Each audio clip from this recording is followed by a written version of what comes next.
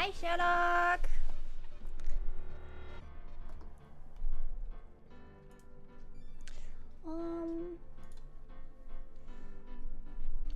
Get. Hi, Elm. Hi.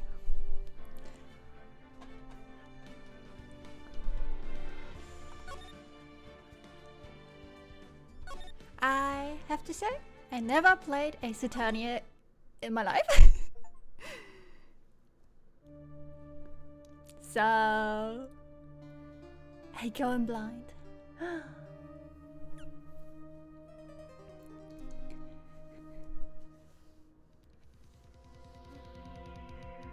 Damn it, why me? I can't get caught, not like this.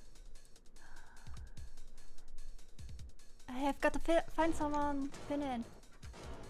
Someone like him. I'll make him look like he did it. August 3rd. District Court Defendant Lobby number 2. Boy, I am nervous. Right. Oh, hiya, Chief. Yeah, I'm glad I made it on time. Well, I have to say, Phoenix, I'm impressed. Not everyone takes on a murder trial right off the bat like this. It says a lot about you and your clients as well. Thanks. Actually, it's because I owe him a favor. A favor? You mean you knew the defendant before this case? Yes. Actually, I kind of owe my current job to him. He's one of the reasons I became an attorney. Well, that's news to me. I want to help him out any way I can. I just really want to help him. I owe him that much. It's over! My life, everything, it's all over! Is that your client screaming over there? Yeah, it's him. Death! Despair! Oh! I'm going to do it! I'm gonna die! It sounds like he wants to die. Yeah. Nick! Hey. Hey there, Larry.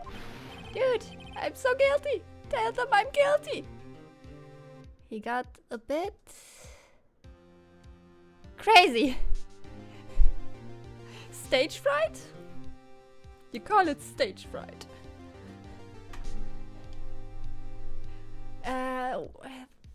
Like the meme, it went like me, how how my lawyer looked at me after getting a life sentence for a parking ticket. That reminds me a bit of this. Give me the death sentence. I ain't afraid to die. What? Wait a moment.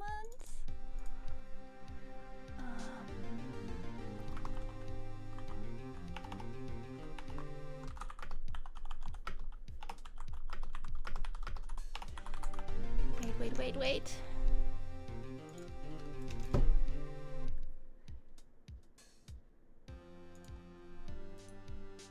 I found it.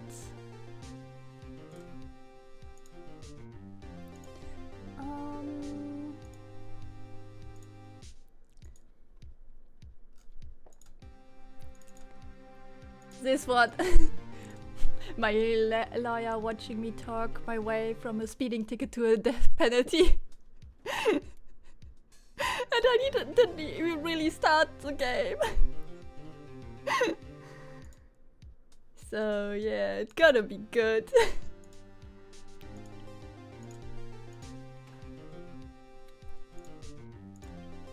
What? What's wrong, Larry? Oh, it's all over. I'm finished. Finished! I can't live in a world without her. I can't. Who took her away from me, Nick? Who did this? Oh, Nick. You gotta tell me who took my baby away. Huh? The person responsible for your girlfriend's death? The newspapers say it was you. My name is Phoenix Wright. Here's the story. My first case is a fairly simple one. What are you doing? A young woman was killed in her apartment. The guy they arrested was the unlucky sap dating her, Larry Butts. My best friends since grade school. Our school had a saying, when something smells, it's usually the Butts. In the 23 years I know him, it's usually been true. He has a knack for getting himself in trouble. One thing I can say though, it's usually not his fault. He just has terrible luck.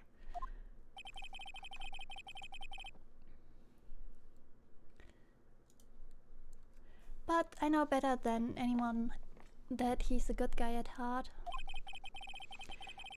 That and I owe him, which is why I took the case, to clear his name. And that's what I'm going to do. August 3rd, 10 AM, District Court, courtroom number 2.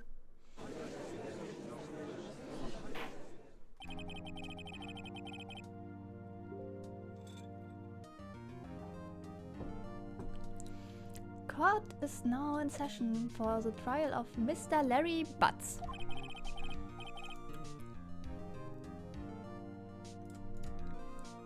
The prosecution is ready, Your Honor.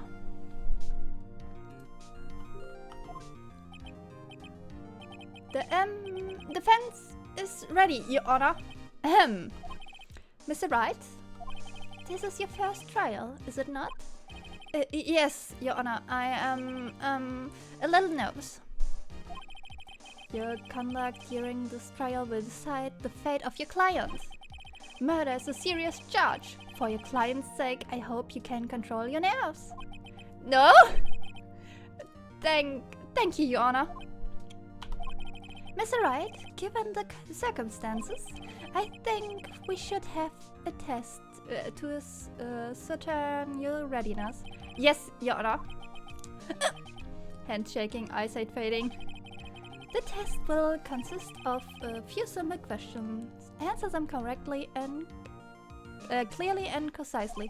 Please state the name of the defendant of this case. Larry Butts. The defendant, well, that's Larry Butts, Your Honor. Correct. Just keep your wits about. You will do fine. Next question.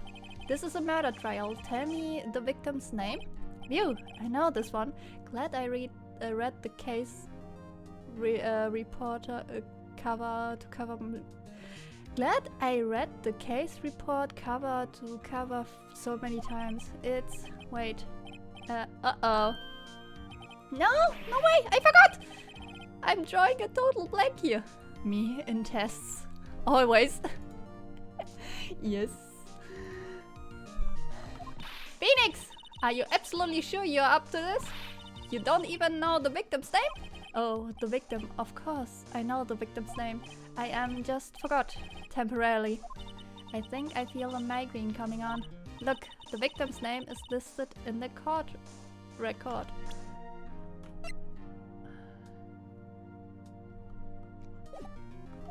Just press tab to check it anytime, okay? Remember to check it often. Do it for me, please. I'm begging you.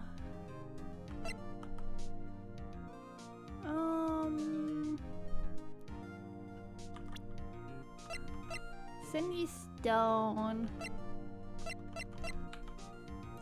Okay. Mr. Wright, who's the victim in this case? This was Cindy Stone, right? Yes. Cindy Stone. The victim's name is Cindy Stone. Correct. Now tell me what's the cause of death. She died because she was hit with a blunt object. She was struck by a blunt object. Correct. You answered all my questions. I see no reason why we shouldn't proceed. You seem much more relaxed, Mr. Wright. Good for you. Thank you, Your Honor. Because I don't feel relaxed. That's for sure. Feel. Well then, first the question for the prosecution. Mr. Payne? Yes, Your Honor. As Mr. Wright just told us, the victim was struck with the blunt object. Would you explain the court just what that object was?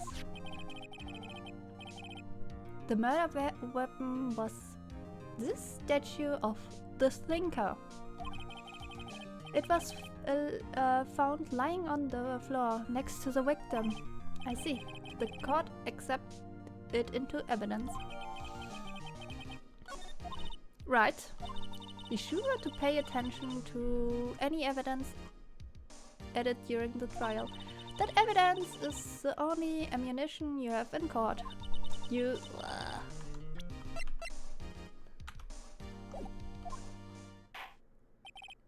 Mr. Payne, the prosecution may call its first witness.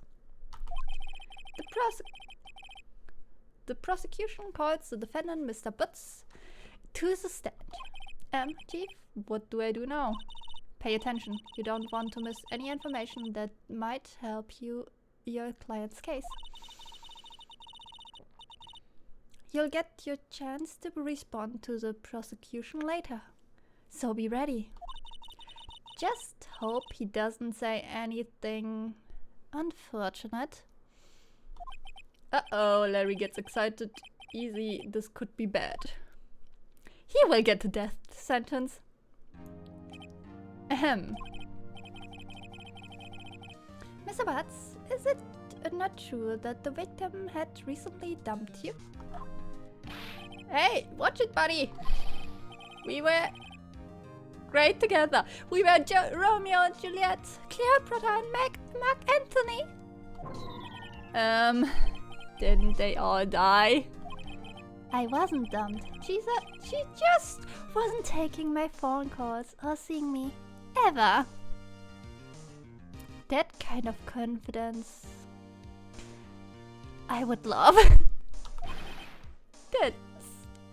What's it to you anyway? Mr. Butts, what you describe is generally what we mean by dumped. In fact, she had completely abandoned you and that was seeing other men. She had just returned from overseas with one of them the day before the murder. What do you mean, one of them? Lies! All of it! Lies! Don't believe a word of it! Your Honor, the victim's passport. According to this, she was in Paris until the day before she died. He will get death sentence. Like really. I hope we don't need to bonk so many times like yesterday. Ah, indeed. She appears to have returned the day before the murder. Hi, Phoebe. Dude, no way! The victim was a model but did not have a large income. It appears she had several sugar daddies. Daddies? Sugar? Yes, older men who gave her money and gifts. She took their money and used it to support her lifestyle. Dude! We can clearly see what kind of woman this is, Miss Stone. We can clearly see what kind of woman this Miss Stone was. Bye, Phoebe. Tell me, Mr. Butts, what do you think of her now, right? Don't you think you want to...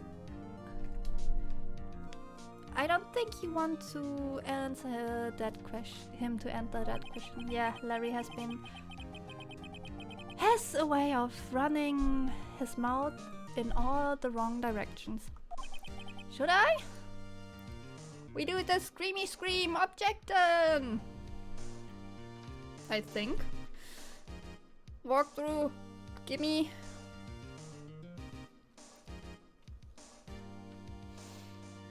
He looks totally calm. Yeah. He's totally fine. No one is nervous here. No one. No one is nervous here.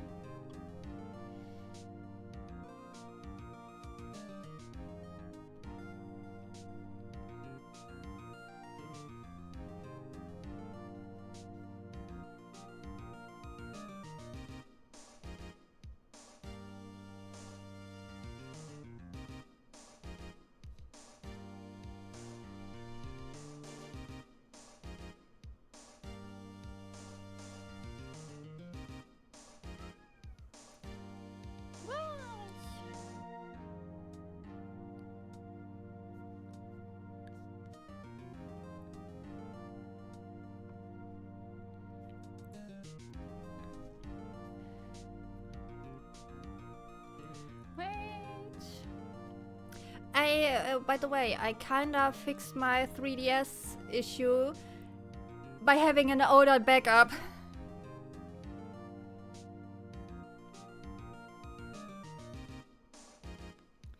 And it worked! I was so happy. I was so fucking happy.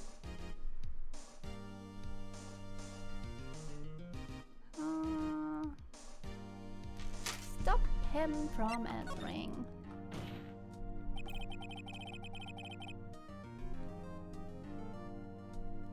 My client had no idea the victim was seeing other men. That question is irrelevant to this case.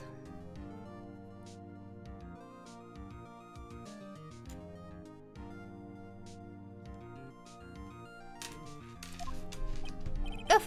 Huh? Dude, Nick, what do you mean, irrelevant? That cheating she-dog.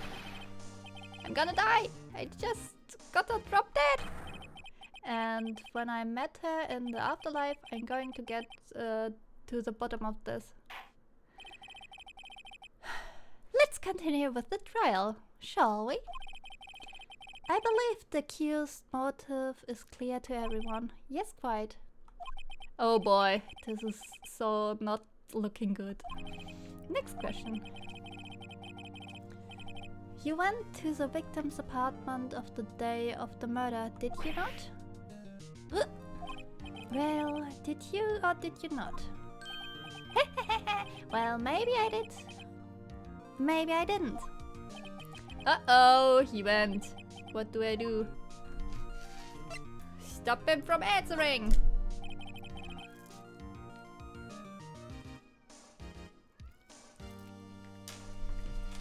Nice. I sent him a signal. Lie like a dog. And well... See, it's like this. I don't remember. You don't remember? Well then, we'll just have to remind you. I got a bad feeling about this. We have a witness. Hi, Nessie!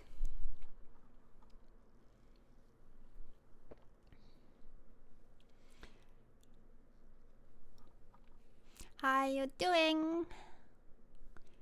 I hope you like that you have the artist badge here.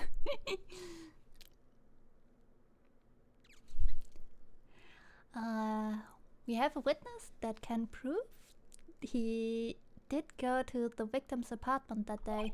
Well, that simplifies the matter. I'm doing great. I kinda could solve one problem I had yesterday. So let me give you a little bit of information. Do often backups. Do it often. I am happy that I kinda got my save games, my 3 years save files back. Oh, that was a bad fight. That was annoying. I was lucky. So somehow the fucking SD card in my 3DS got corrupted. So all my games, save files were gone.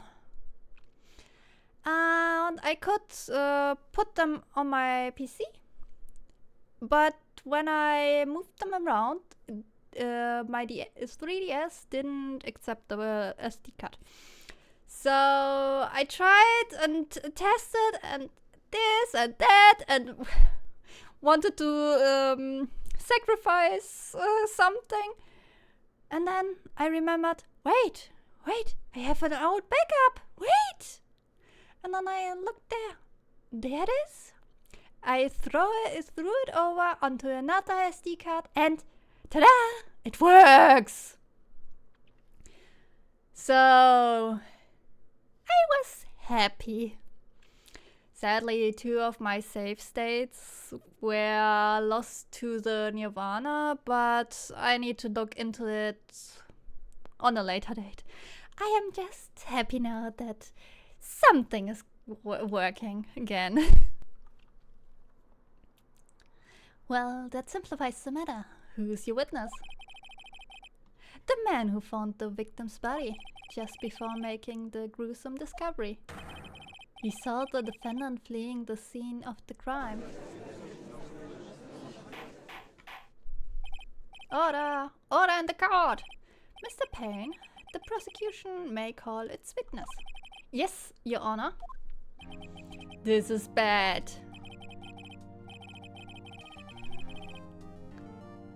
On the day of the murder, my witness was selling newspapers at the victim's building. Please bring Mr. Frank Sarwood to the stand. Oh, we know who he is.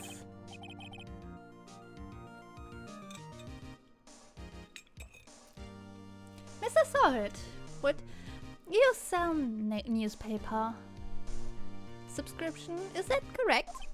Oh yes. Newspapers, yes. Hi, Link! Mr. Sarwood, you may proceed with your testimony. Please tell the court what you saw on the day of the murder.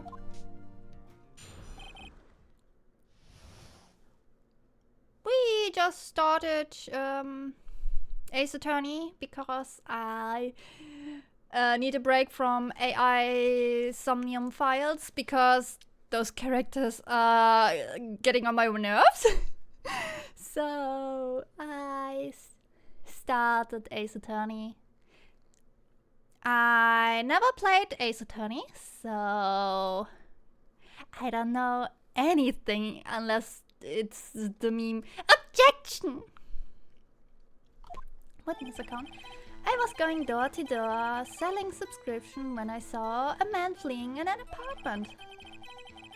I thought he must be in a hurry because he left the door half open behind him. Thinking it was strange, I looked inside the apartment. Then I saw her lying there, a woman, not moving, dead. I quailed in fright and found myself unable to go inside.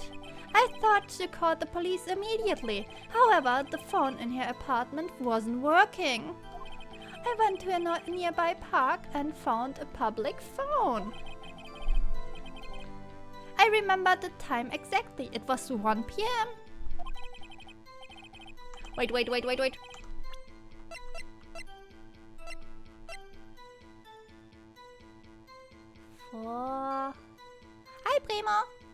4 to 5 p.m. So the 1 p.m. Explanation can't work. Thank you for the follow link. Thank you. The man who ran away, without a doubt, was the defendant sitting right over there.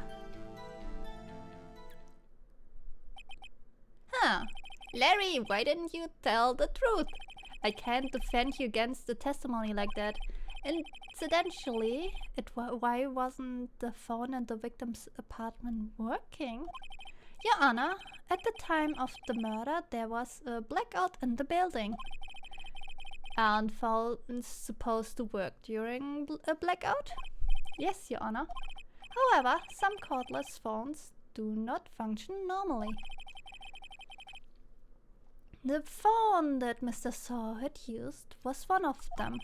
Your Honor, I have a record of the blackout for your perusal. Blackout. From noon to 6 p.m. Now, Mr. Wright. Yes. Yes, Your Honor. You may begin your cross-examination. Cross-examination, Your Honor? Alright, Wright. This is it. The real deal. What exactly am I supposed to do? Why, you exposed the lies in the testimony the witness just gave. Lies? What? He's lying? He was lying? Who would guess that? Your client is innocent, right? Then that witness must have lied in his testimony. Is your client really guilty?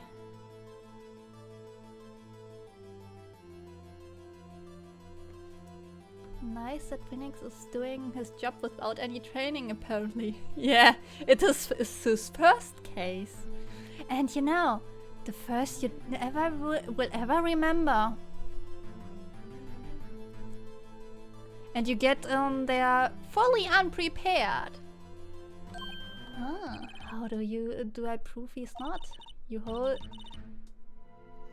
the key. It's in the evidence. Compare the witness testimony to the evidence at hand. There's bound to be a contradiction in there. First, find contradictions between the court record and witness testimony. Then, once you found the contradicting evidence, present it and rub it in the witness face. Okay. Open the court. Der ist da.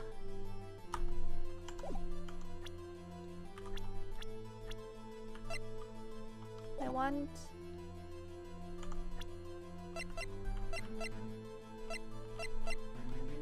Give me...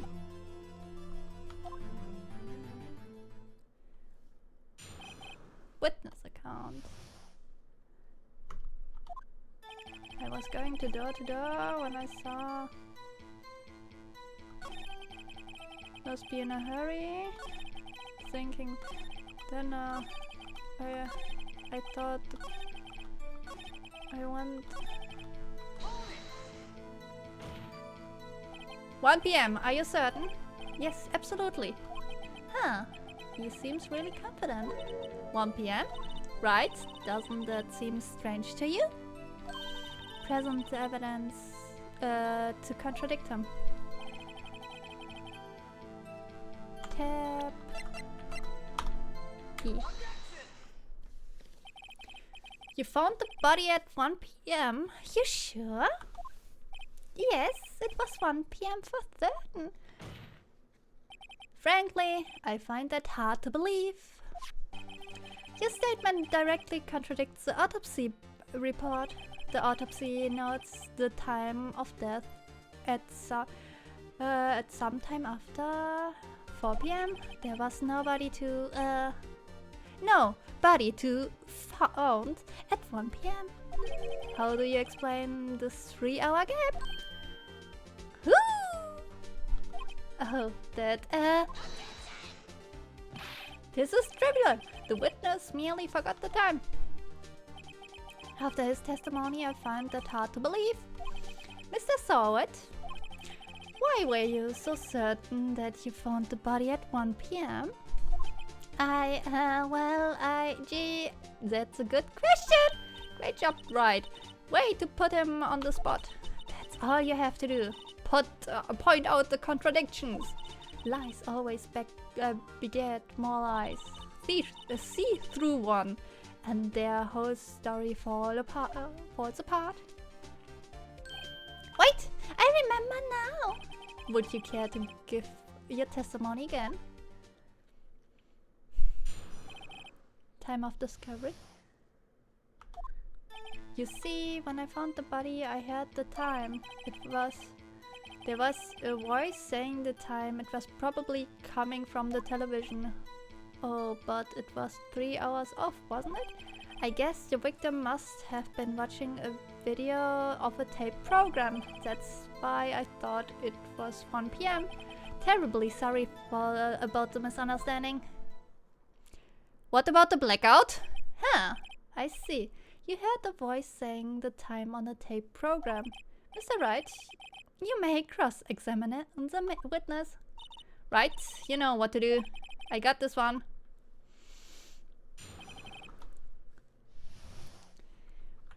Yes, you see. Present.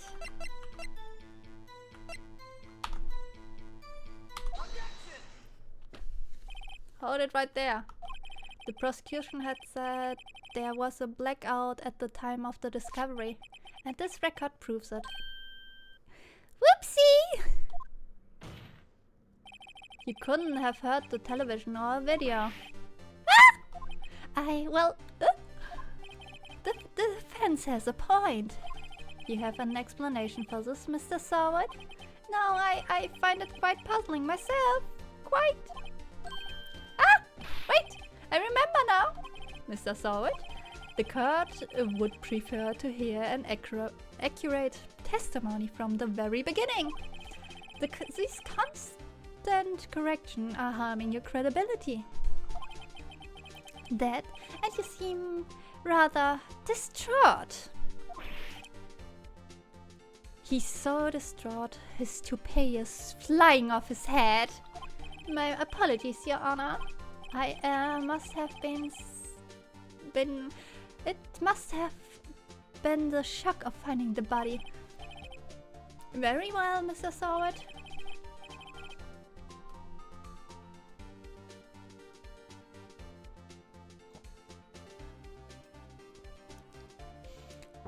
Let's hear your testimony one more time, please.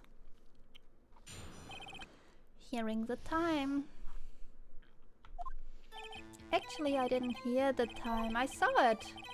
There was a table clock in the apartment, wasn't there?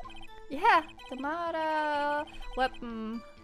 The killer used it to hit the victim. That must be what I have saw. You saw a clock? I guess that would explain it. The defense may cross-examine the witness gladly.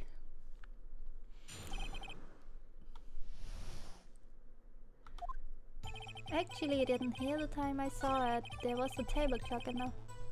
Was it? Yeah, there must be the... Wait a moment, just a moment. The murder weapon wasn't the clock. It was the statue. Now, how is this supposed to be a clock? What? You, with your objections and your evidence, just who do you think you are? Just answer the question, Mr. Sowett. Hey, I saw it in there, okay? That's a clock. Your Honor, if I may? Yes, Mr. Payne? As the witness stated, the statue is indeed a clock. The neck is a switch. You just tilt it and it says time out loud, and it doesn't look like a clock. It's I submitted it as a statue. I see, so the murder weapon was the table clock after all. Well, Mr. Wright, it appears that the witness testimony was correct. It was a clock. Do you have any problems with this testimony now?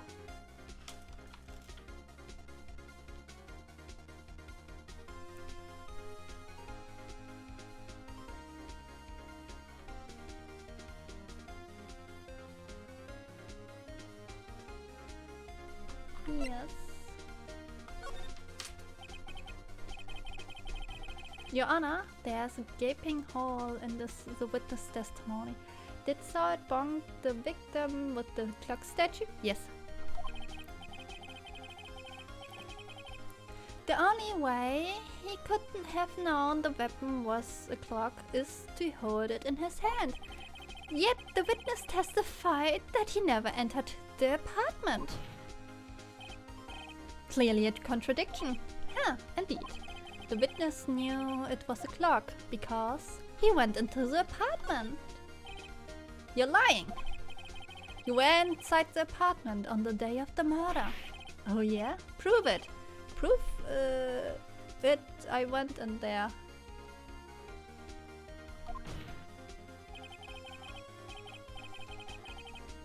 I do better than that. I can prove you were the one who killed her. You struck her with the clock, and the shock of the blow triggered the clock spoil. That was the sound you heard. Order in court. Intriguing. Please continue, Mr. Wright. Yes, Your Honor. Mr. Sawyer. The sound must have left quite an impression on you.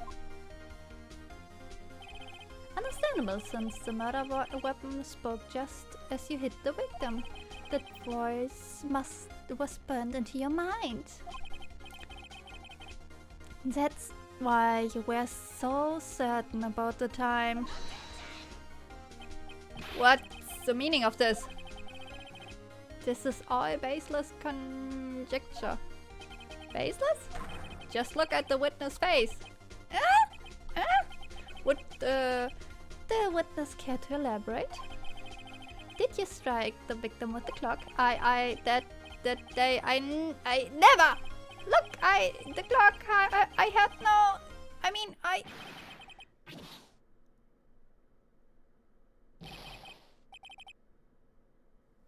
What the fuck just happened? Shut up! I hate you! I saw him, I tell you, I saw him. He killed her and he should burn, give him death! Order in court, I say. Your Honor, a moment please. There isn't a shred of evidence supporting the defense claims. Mr. Wright, Your Honor, you claim the sound of the witness heard from the clock. Do you have any evidence? The whole case is riding on this. I better think it through carefully. Your Honor, the sound Mr. Sawyer heard was definitely this clock. The fact, which is clear if you simply try sounding the clock. Let's sound the clock now. Here in this court. Your Honor, may I have the clock? I ask the court to listen very carefully. I think it's 8:25. That is certainly a strange way to announce time. Well, he is the thinker after all. So we heard the clock. What are your conclusion, Mr. Wright? Mr. Payne, can you tell me what time it is now? It's 11:25. As you can see, this clock is exactly 3 hours slow. Precisely the discrepancy between that Mr. Sawyer heard and the actual time of death. So, Mr. Sawyer, try to talk your way out of this one. You forgot one thing. What he's talking about now. While it may seem like that clock is running 3 hours slow, it proves nothing. How do you know it was running 3 hours slow on the day of the murder? If you can't prove that, you don't have a case. He's right. How am I going to prove that? Damn it, I was so close. Mr. Wright, it seems you lack the critical evidence to claim your... Yes, Your Honor. This means you cannot let you indicate the witness. Unfortunately, this ends the cross-examination of Mr. Frank Soward. Come all the way down here to testify and look what had happened. You all treat me like a criminal! Criminal! You lawyers are all slimy! I almost had him. Sorry, Larry. I failed you. There's nothing I can do about it now. Not so fast, Mr. Soward. Mia? I mean, Chief? Listen up, Mr. Wright. Don't throw this one away. Not like this. Think! But she thief, it's over. I can prove the clock was slow the day of the murder. Nobody can prove that. Well, yes. But that doesn't mean you can't still win. Try thinking out of the box. Don't waste the time doubting the facts. Assume the clock was 3 hours slow and think through it. Ask yourself, why was the clock 3 hours slow?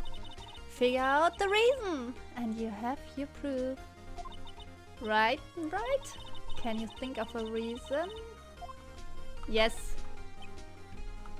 Wait, maybe I can prove it. You must have evidence somewhere that can prove it, right? Find it and let them have it. Well, Mr. Wright, you say the clock was already running slow on the day of the murder. Have you found evidence to support this claim? Of course, there's a piece of evidence in the court record that can prove my claim beyond a doubt. Ha! Tough words. Let's see how you pull this one off. Let's see the evidence that proves why the clock was running. The victim has just returned from abroad the day before the murder. All we know, the time difference between there and Paris is 9 hours. When it's 4 p.m. here, it's 1 a.m. the next day there. The clock wasn't 3 hours slow, it was 9 hours fast. The victim hadn't reset the clock since returning home. That's why the time he heard when you struck her head in her apartment was wrong. Proof enough for you, Mr. Soward? Or should I say, Mr. Did It?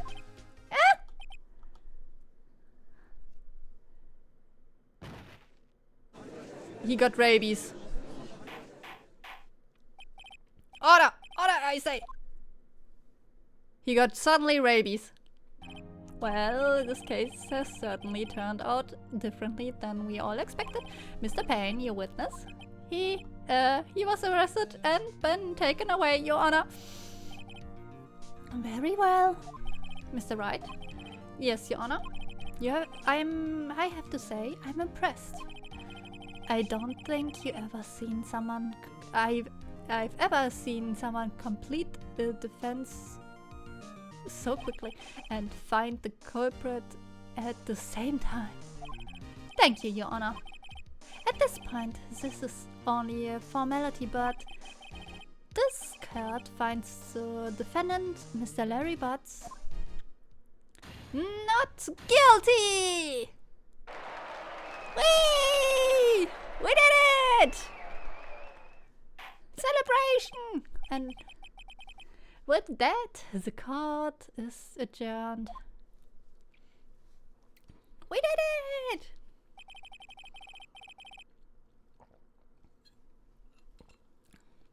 It turns out that Frank Sorwood was a common burglar. He posed as a newspaper salesman to check and see when people were out of the house. That day, when Larry went to her apartment, the victim wasn't home. After he left, Mr. Sorwood let himself into in to do his dirty work. While he was searching her place, the victim returned. Flustered, Mr. Sorwood grabbed the nearest blunt object he could find.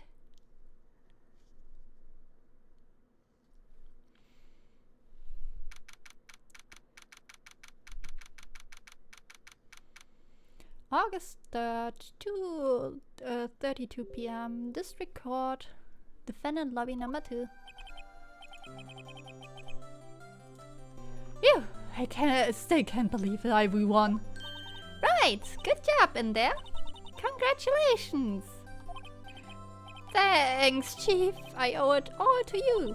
Not at all, not at all. You fought your own battles in there. It's been a while since I've seen a trial, and on a such satisfying note. I never seen the Chief looking this happy. If she's this glad, imagine how Larry must feel. My life is over. Larry, you're supposed to be happy. What's wrong now? Oh, Nick, don't worry about me. I'll be dead and gone soon. Good, wait, no, wait, I mean, bad. Larry, you're innocent. The case is closed. But my Cindy Winnie's gone. Man, gone forever. Larry, she was, nah, never mind. Congratulations, Harry. Harry? Yes, you can practically see the headlines now. Harry Butts innocent. Hey, thanks you. I really owe you one. I won't forget this, ever. Let's celebrate. Dinner? Movie? My treat! Oh, no, I couldn't. Hey, I was the one who got you off the hook. Oh, hey. Why did you steal evidence? Here, take this. It's a present. A present for me? Wait, wasn't this the evidence that... Actually, I made this clock for her. I made one for her and one for me. Really? You made this? Well, thank you. I keep it as a memento. Yo, Nick. Can you believe it? I was so into that chick and she was just playing me for a fool. Don't that make you wanna just cry? Larry? Are you so sure? Excuse me? I think she thought quite a lot of you in her own way. Nah, you don't gotta sympathize with me. It's okay. Oh, I'm not just sympathizing, really. Isn't that right? Right? Don't you have something to show your friend? Something that proves how she felt about him? Huh? Oh, yeah, right. What the heck is she talking about?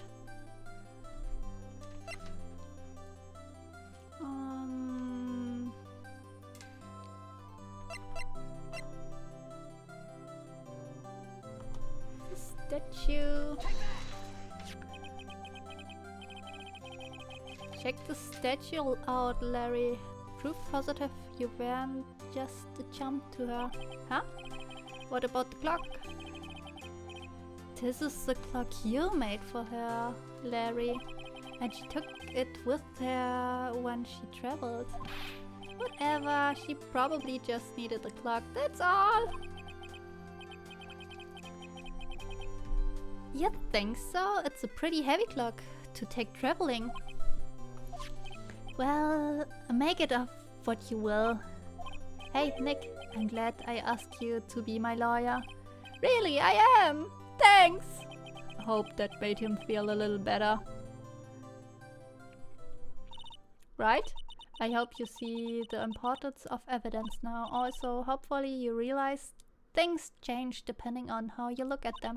People too. We never really know if our clients are guilty or innocent. All we can do is to believe them. And in order to believe them, you have to believe in yourself. Right. Listen, learn, grow strong. Never let go of what you believe in. Never. Well, I think our work here is done. Shall we be off? Yeah, I guess so. Say, how about dinner? On me? Well, a drink, a toast to the innocent butts. Yeah! Oh, speaking of Harry. You were saying part of why you became a lawyer was because of him. Yeah, part, at least. You have to tell me more about it sometimes, maybe over drinks. And so my first trial came to a close. Larry slapped me on the back and said, "Gee, Nick, it's good to have friends." But I'm pretty sure he's not going to pay us unless we count the clock he gave Mia. I didn't know it then, but that clock was soon going to be at the center of another incident. And my promise to tell the chief about me and Larry would be one promise that wouldn't be able to be keep. I wouldn't to be keep. The end. Whee! First case done! Brand new episode. Yes. Please don't turn your PC off. Whoops.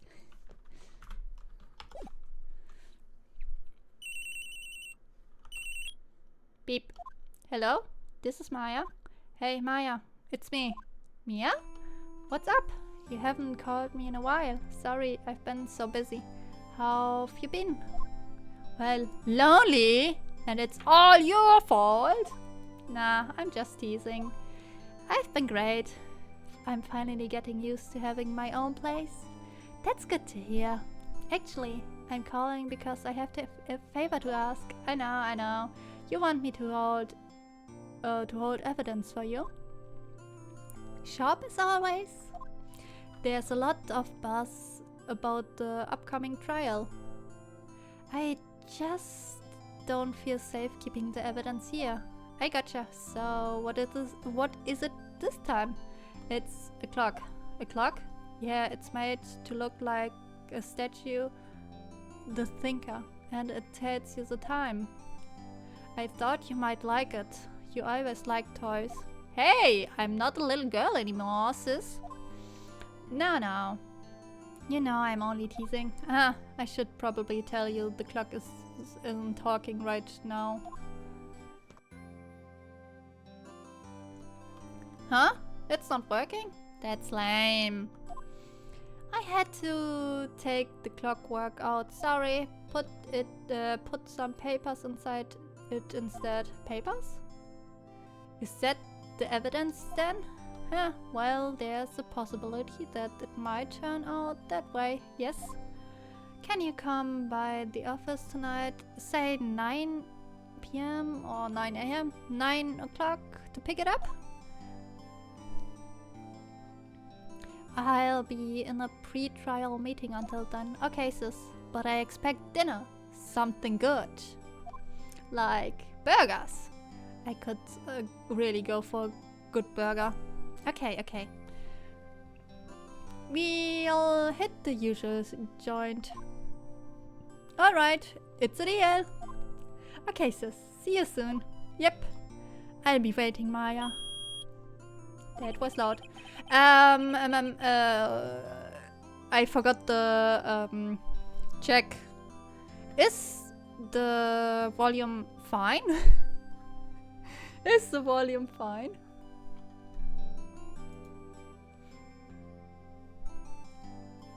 I'm not sure. Because AI Somnium Files was even yesterday a little bit too low on volume. Conversation recorded September 5, 9:27 AM.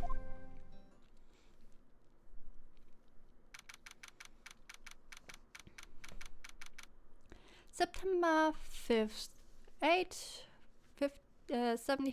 57 PM. Fay & Co. Law Office. No, Miss Fay. I'll take what's mine. The papers. I'm sorry, but I can't give you what I don't have. Miss Fay. You're a poor little liar. Why, I see right over there. That must be the thinker that swallowed those papers. How could you know? Ho ho ho, you're not nefarious of my background. Gathering information is my business, you see. I should have been more careful. Ho ho ho! My dear Miss Fay, I am so very sorry, but I'm afraid I must ask you for one more thing. Your eternal silence. Farewell, Miss Fay.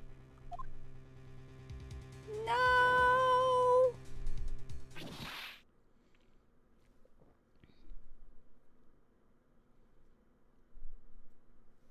Red, white, blue.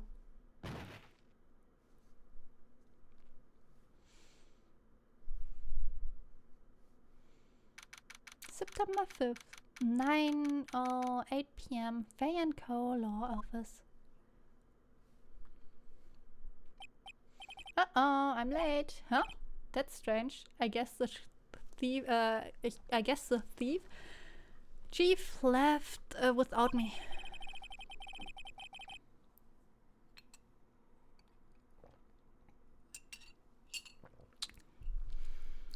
She said her sister was coming over, so we should go all out for dinner. What's the smell? Blood? Yeah, maybe she's in her office? Wait.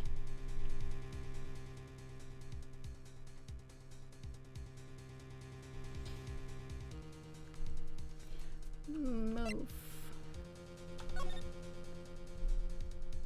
Office.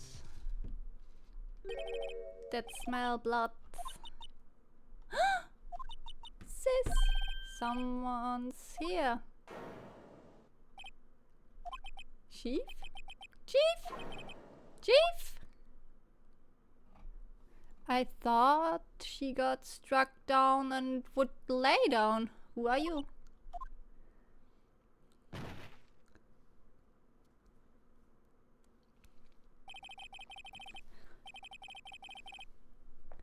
The strange girl dropped out cold.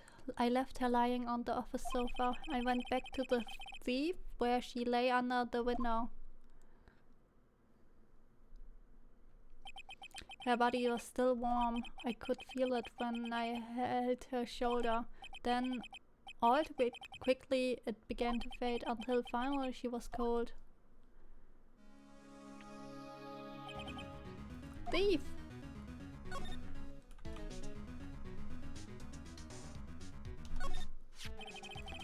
It's encrusted with dry blood. How ironic that this weapon became the murder weapon again.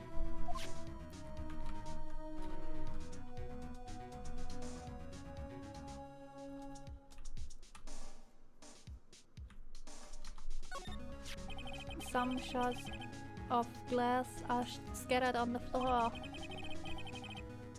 So thoughtful murders, yeah. But the sound is fine, isn't it? I'm just really good.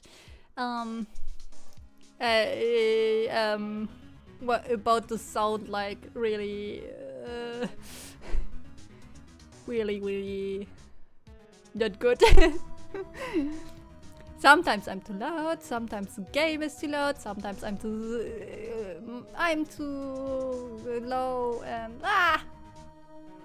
they seem to be remained the glass of the light stand.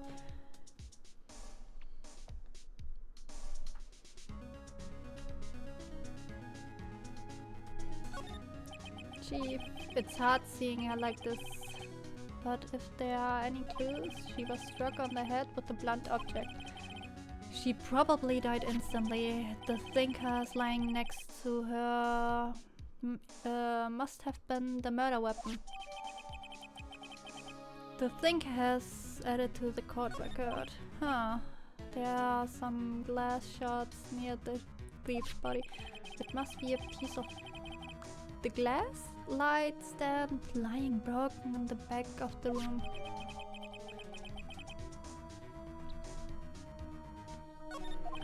Nothing else seemed to be a clue there, huh? A piece of paper. It must be fallen from Mia's hand. What could it be?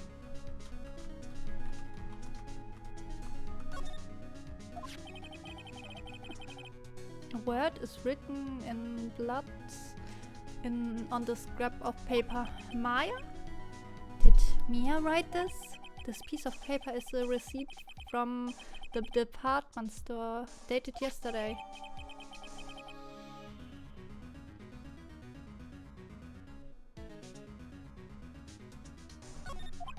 I think that's enough snooping around for now. I better call the police and find out what that girl was doing here.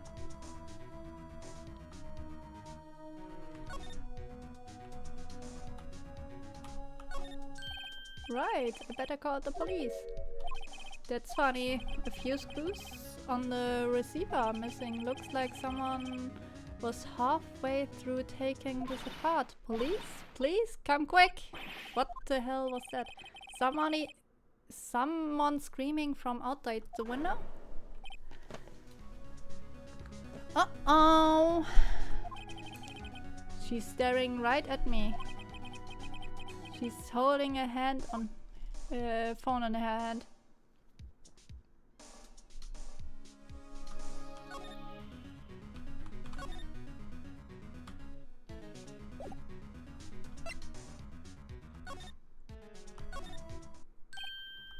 That girl just now, where did she go?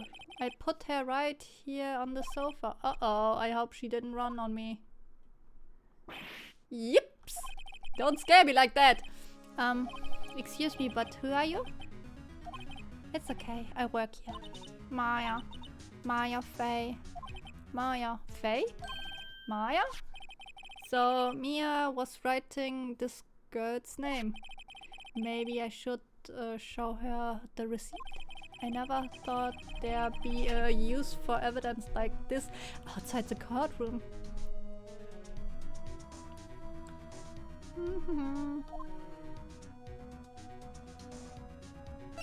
Talk. What happened? She seems to be in shock. I don't want to disturb her, but I have to know. Excuse me? Can you tell me what happened? I came in. The room was dark. And sis. So she was already dead. You're the thief? So you're the chief's sister. I'm her younger sister. And you were here visiting? This late at night? Yes, she said she wanted to keep some evidence. She wanted me to keep some evidence for her.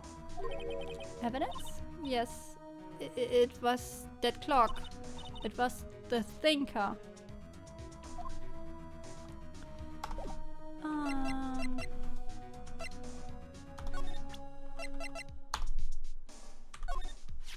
Before Mia died, she wrote a message with her own blood. She wrote it on the back of this receipt. That's my name. Why? Why would she write my name? Please, just calm down. Why would sis write my name? Uh-oh. No, I've done it. Uh-oh. The police. Sounds like they're coming this way. Freeze! Police! Alright, I'm Detective Dick Gumshoe.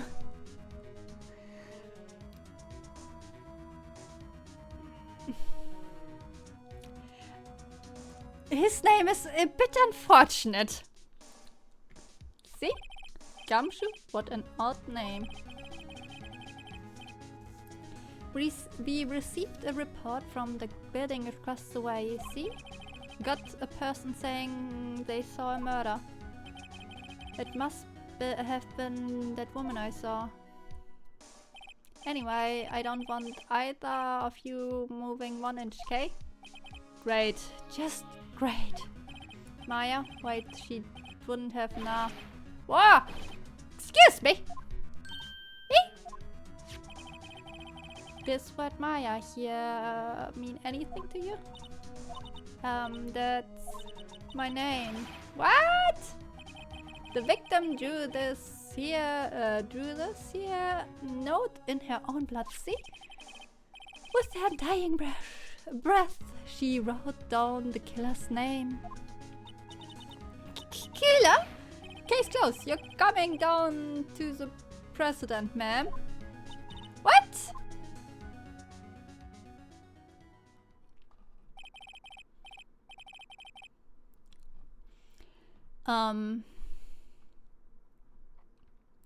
Shouldn't police look first for evidence and not be like, oh, a receipt with the name on it. They must be the killer. Mia's younger sister, Maya, was arrested on the spot. I was taken in for questioning and didn't get out until the next morning. My eyes were heavy, but I couldn't sleep. I sat around waiting for the visiting hours to begin at the detention center. I had to talk to Maya as soon as possible. September 6, 9:07 a.m. Detention center. Visitors room. Wow, they have poor Maya locked up like a criminal. For a criminal, she has pretty much her normal clothes on. Oh, it's you, the lawyer. Good morning. Good morning. She looks so tired. Are you going to be my attorney? Well, that's what I wanted to talk. Yes, of course.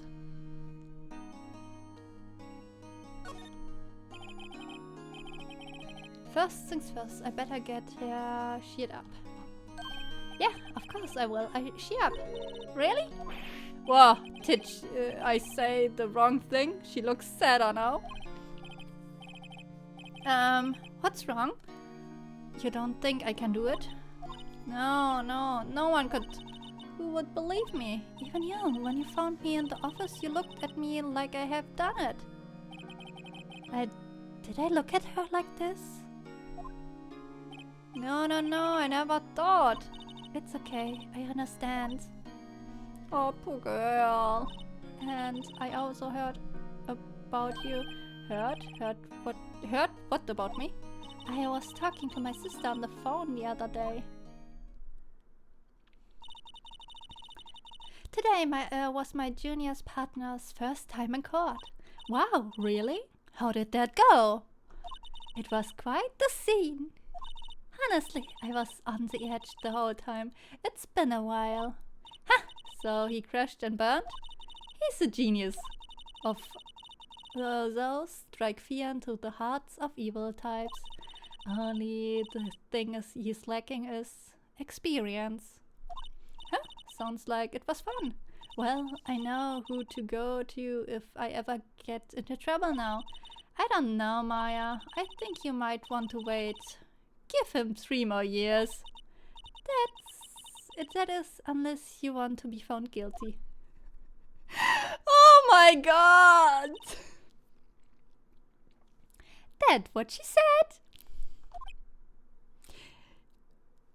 Yeah, it doesn't look good for you, Phoenix. I'm sorry. I didn't mean to insult you. No, it's okay, it's true, I guess. But at the same time, I just can't sit by and watch. When I think of the person who did this to Mia... Oops.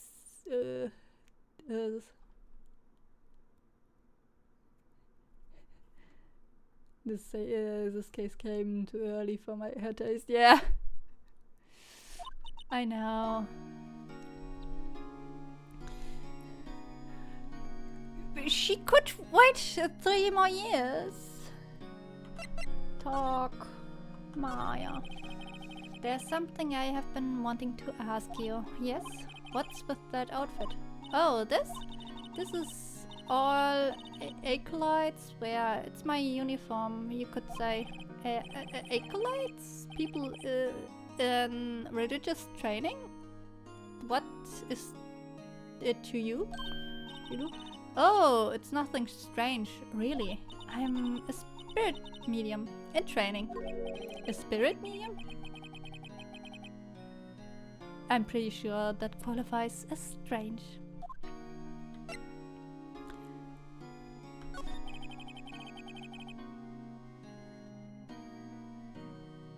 Could you tell me about the day of the murder? Yes.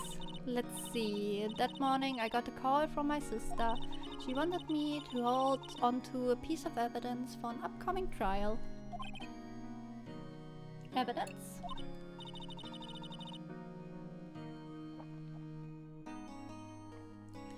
Yes, the clock shaped like the thinker. The one Larry made. How could that have been evidence in that case?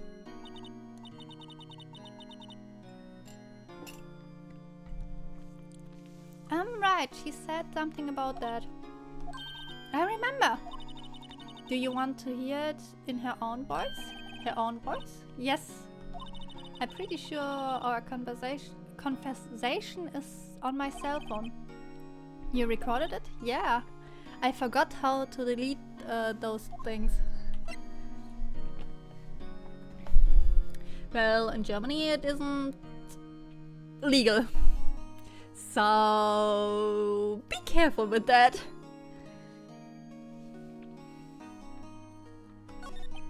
So you say you have a conversation with your sister on your cell phone?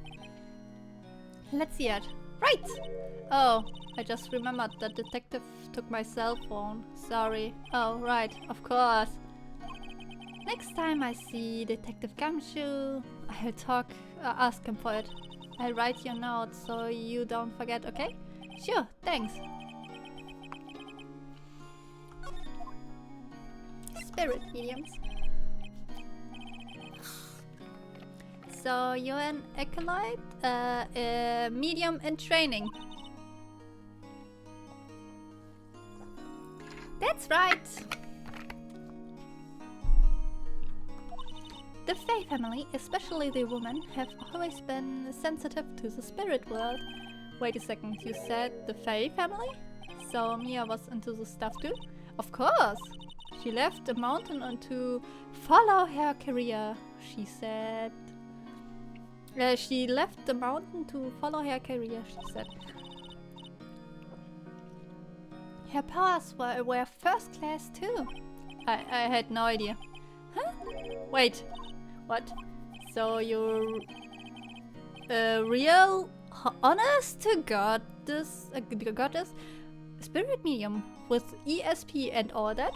Yes, in training. Well, I can't you contact Amia's spirit then? We can just ask her who killed her. I'm sorry, I'm still on training. I couldn't do something like that on level. I thought that wouldn't be so easy. Huh? Something the matter? I was wondering, could I ask you for a favor? This is the address of a famous lawyer. My sister gave me this a long time ago. She said if I was ever in trouble, I should call him.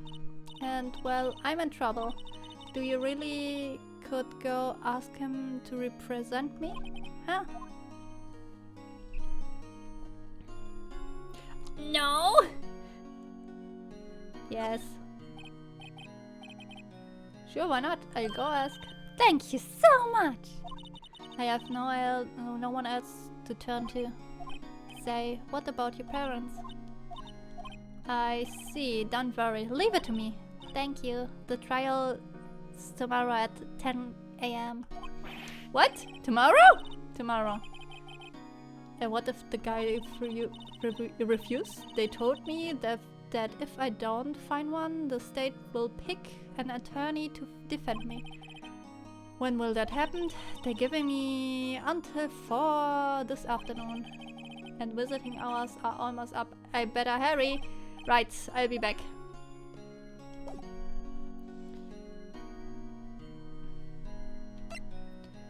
Move. September 6th, Pay and Co. Law Office. The office is filled with police officers. They are all busily searching for clues.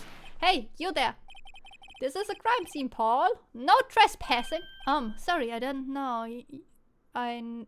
Sorry, I don't I know you from somewhere? Wait, you're that Butts guy, aren't you? No. Phoenix Wright. How could could anyone mistake me for Larry? Guess I got the wrong name, Mr. Wright. Sorry about that. That Butts guy, he was a killer. And you're no killer, right? He was proven innocent. Right. And you were... Detective Suit Shoes. Gumshoe. Gumshoe. Wasn't it? Dick Gumshoe. Right, at your service. Hang on. That's Detective Gumshoe to you, Paul. Anyway, get the name right. And don't go calling me Dick. Hey, Dick. Get over here. Yes, sir. Be right there. You're a liar, right, Paul? If you got business here, you better do it quick. You, he thinks I'm Maya's lawyer. Woo!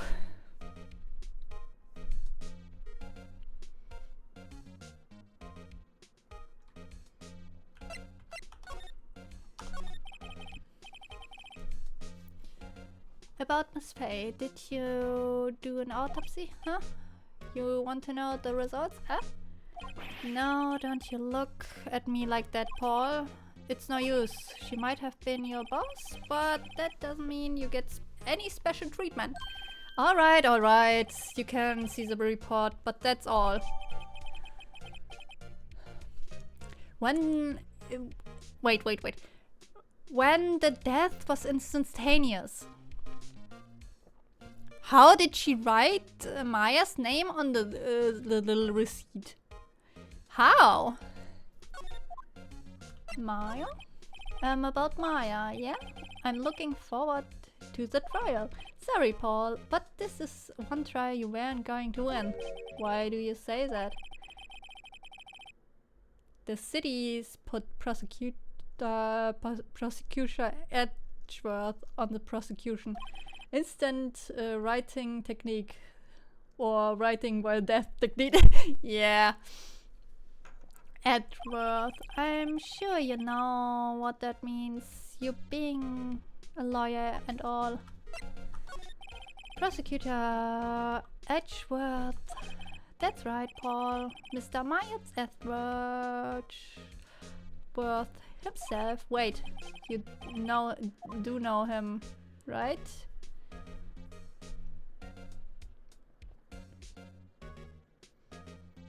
Of course I do. I know him. He's a feared prosecutor. He doesn't feel pain, he doesn't feel remorse. He won't stop until he gets his guilty verdict.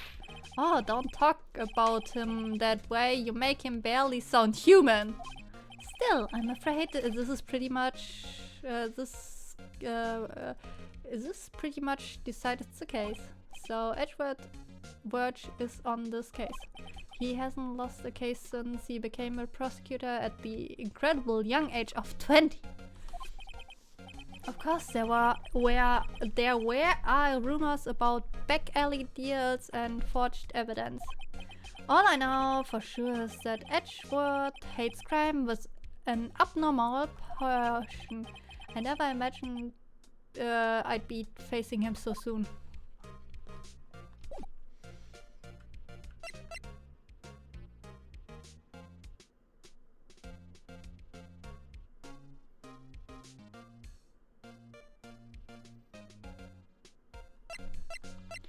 Present Maya's meme.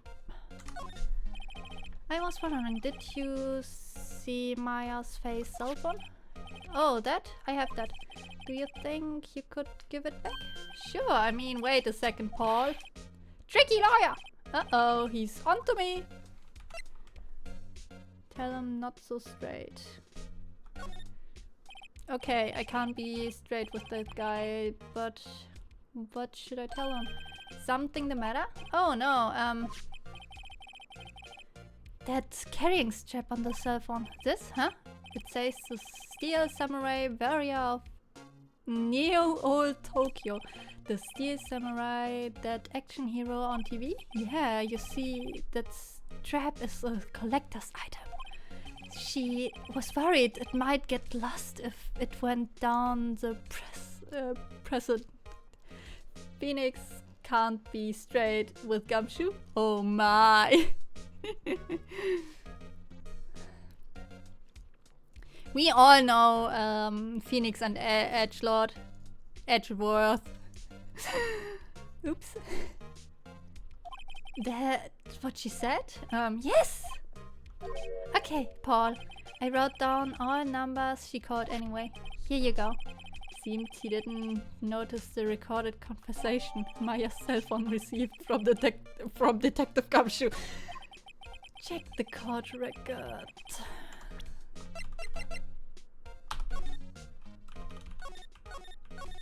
We know that.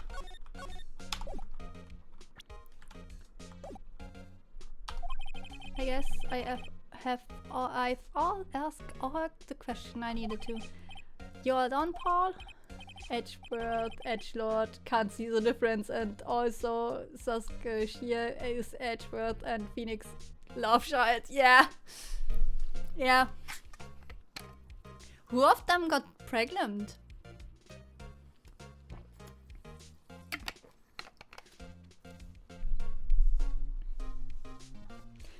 Yes, thank you. I'll be heading out now. Oh wait, one more thing I wanted to mention to you. I don't suppose you're planning on talking to that witness. Anyway, you better not. No influencing the witness with your lawyerly ways, Paul.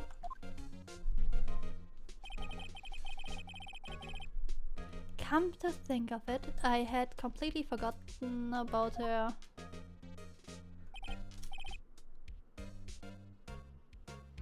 The witness? Yeah, Miss April May. Miss April May. How do we, what's your name? April May. I'm sorry about this, but I can't tell you anything about her. Well, you just told me her name, Miss May, huh? So, you sent her home already then? You're trying your loyally tricks on me now.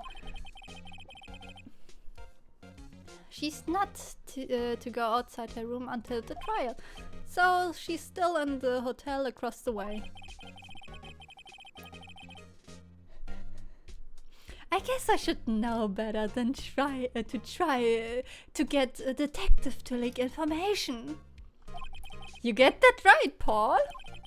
Time to pay a visit to Miss May.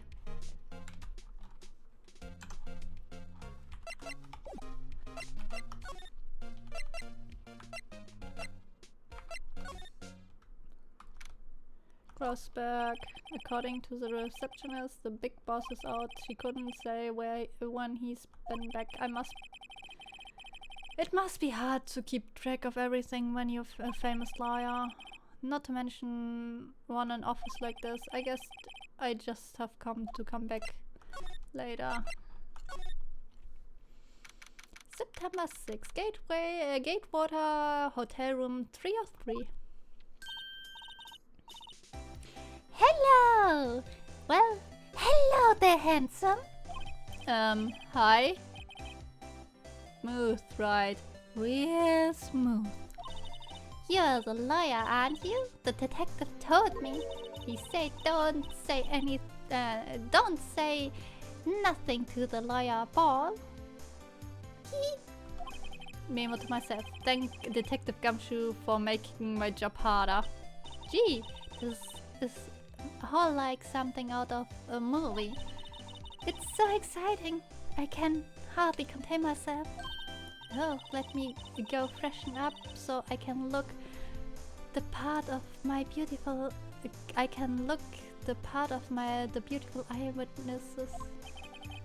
I pity the lawyer that has to do the cross-examine on this one.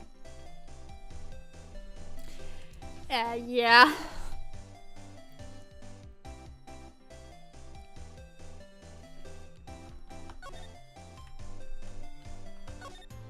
There's a screwdriver stuck in this drawer. I wonder what's inside. Let's take a look.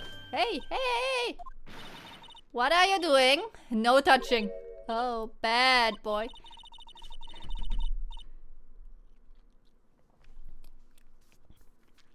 From guilty to oh no no no no no no no no no. We don't do that here. We don't do that here. No no no no no. You really shouldn't pry around in other people's room now. You wouldn't want to make me upset, would you? Upset? I thought she was going to explode for a second. I wonder what could be inside the drawer.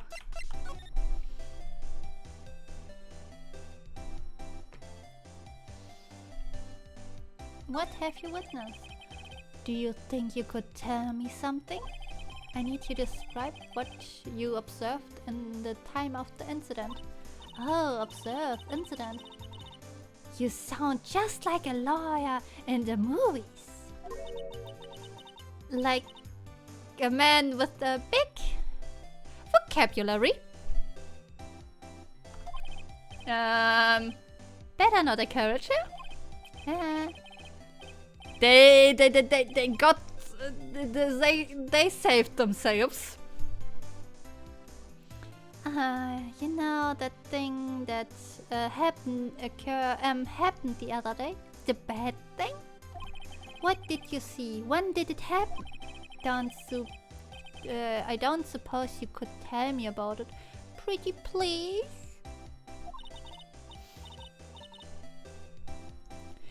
Well, let's see.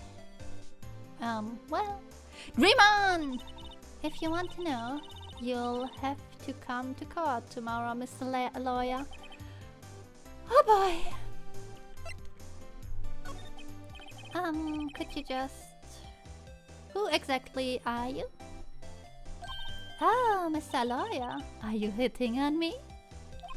No, hey, I'm just doing my job here. Teehee! You know, you're cute when you blush. Believe me, this is the first time in my life I blushed this much. Right, can you just tell me what it is you do? Well, no. And you had your little hopes up, didn't you? Oh boy.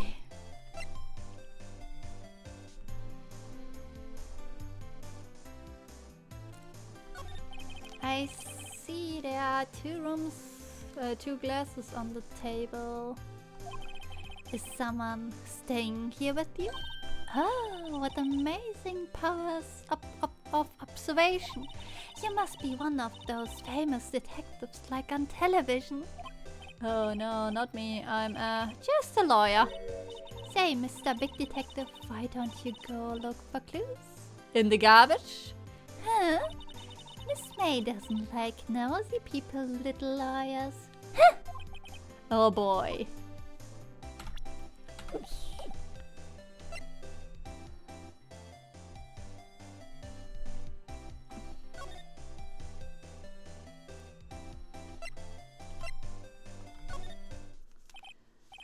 Seems like Mr. Grossberg is out. Well, maybe I should just wait here for him to come back. Ahem! If that wasn't the most over-the-top clearing of the throat I've ever heard. Ha ha ha! So you're the one they say have been looking for me? Yes, that's me. He looks even grander than I imagined. Huh?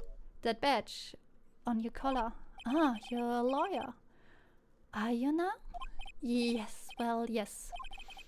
And what do you want? I'm not particularly busy these days. Please proceed. Not busy? Then how come no one could get in touch with you? He was working on his model trains and he didn't want to be disturbed by it. So he closed the big metal door that no one in his cellar, that no one can reach him because no signal goes in or out. Just he and totally silence and his model trains. That's what I would do. Seriously? Huh? Something the matter? You came to see the one and only Marvin Grossberg, did you not? Well, here I am, boy. What do you want? Out with it. Well, sir, actually it's about Maya. Maya Fey. Yes, Maya Fey, gone. Huh? Why is a strange reaction? I'm really quite busy here, son. I can't go talking cases on 1 day's notice. No, it's quite impossible. Wait a second. How did you know the trial was tomorrow? Anyway, I'm afraid it's entirely impossible for me to represent her. Sorry. End of the discussion. What's going on? He refused me before I even got the chance to ask him. What did I do I tell Maya? Uh-oh. Talk. Your refusal. How can you just refuse like that? Please tell me why you won't take the case.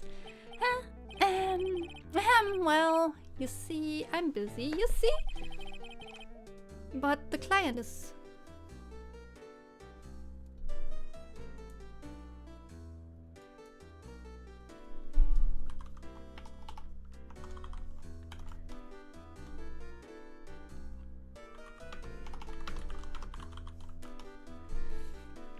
He wants to play with his model trains. But the client is Mia's Faye's sister.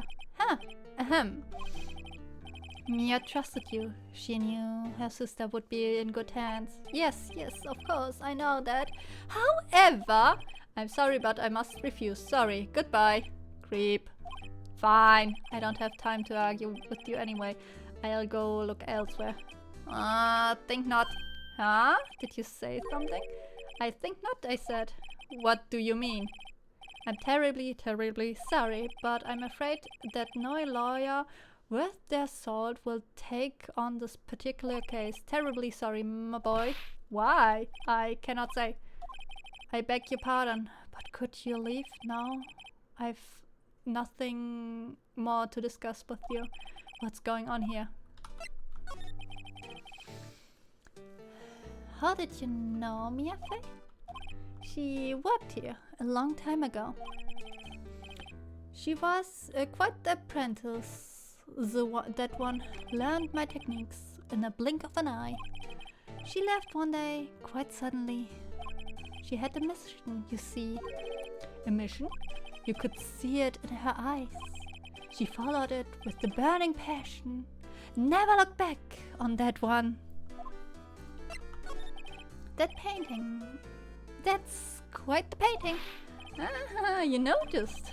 It's my pride and joy. Impressive, isn't it? Well, isn't it? The color of the sky, the hue of the sea, the wave of the straw hat. It's worth at least 3 million. I have no intention of parting with it, of course. No, I won't sell it. Not even to you. I wasn't interested. It's not for sale. I'm not buying. Jeez. Ah.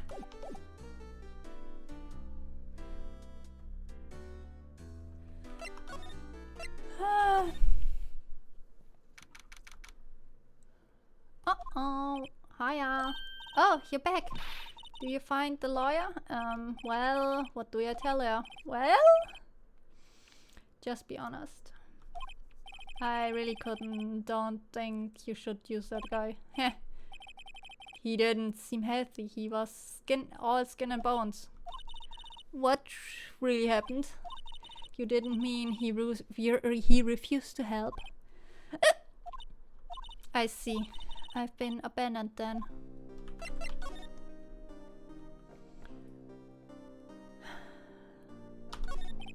Could you tell me about the day of the murder? Sorry, I know it must be hard. No, it's okay. All I've been doing the last few hours is talking about it. I've gotten kinda used to it. Let's see, that morning I got a call from my sister. She wanted me to hold on a piece of evidence for an upcoming trial. That's a thinker clock Larry made.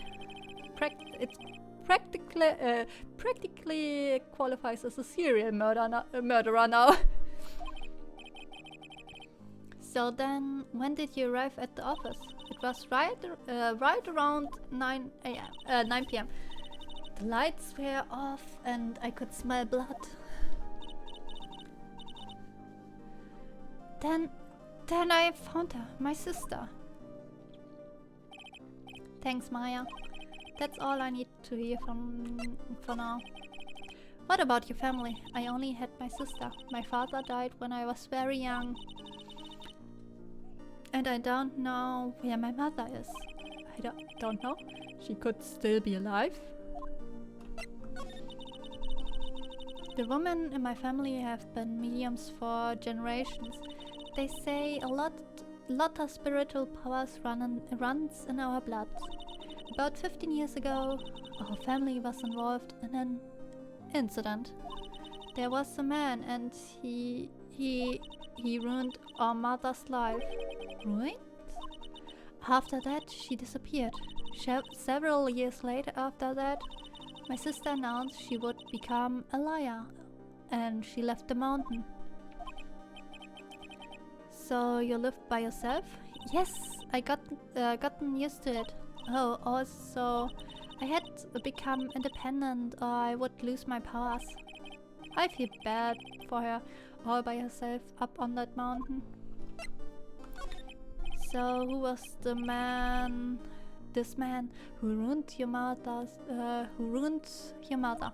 About 15 years ago, there was an unusual murder case. It made quite a stir. Everyone was talking about it. Apparently, the police were running out of leads and they were getting desperate. Wait, they didn't use a spirit medium, did they? The police convinced my mother to try to contact the victim. Wow, so what happened? The case was solved. We thought. You thought? The man my mother had the police capture was innocent. The police consultation with the medium had all been carried out in secret, of course. But a man found out about this and leaked it to the press. He told the papers that my mother was a fraud, and the media jumped on it big time. My mother became a laughingstock of the nation, I see. White. Excuse me? White? That was his name. My sister told me. White. Just a little longer now before the state-appointed lawyer come, I guess. 4 p.m. Time's up. What should I do?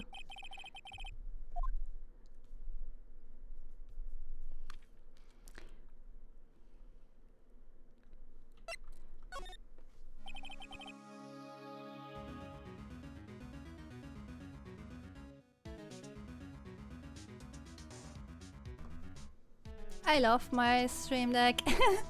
It's so easy to mute. I've made up my mind. I'm going to defend you whether you want me or not. Huh? Why? Why? Well, I can't abandon you. No one is as sad as a person without any friends. I know. I've been there a long time ago. Why did I become a liar in the first place? Because someone has to look out for the people who have no one on their side. Maya, I won't abandon you. You can count on me. That's so kind of you.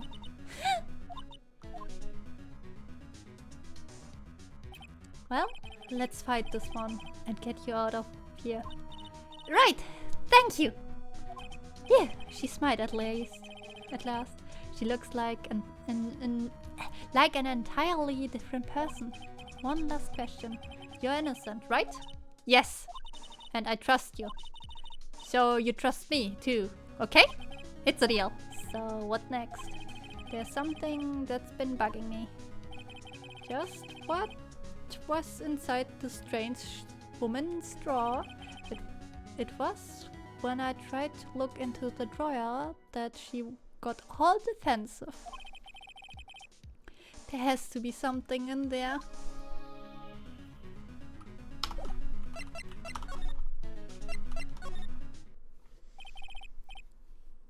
Good afternoon, sir. Excuse me, you are? Ah, I beg your pardon, sir. I am the bellboy of this establishment at your service, sir. Oh, right. I just come up to you to deliver room service, sir. Do you know where Miss May might be? Ah, I believe our guest, Miss May, is currently using the facilities. If you have no need of anything, I'll be taking my leave. Please stay as long as you like, enjoy. Yeah. Wait, no, hey! Why does it seem like every time I come here, I end up embarrassing myself? Wait, now is my chance to snip around a bit. Ah, I almost forgot. Ah! You came back quickly. Might I ask you to inform Miss May that there's a message for her? Please tell her that Mr. Wright of Blue Corp phoned. Oh, right, sure. Mr. Wright of Blue Corp? Where I have heard that name. White. That was his name, my sister told me. White was the name of the guy who ruined Mia and Maya's mother. Could it be a coincidence? No, there are no things such as coincidences.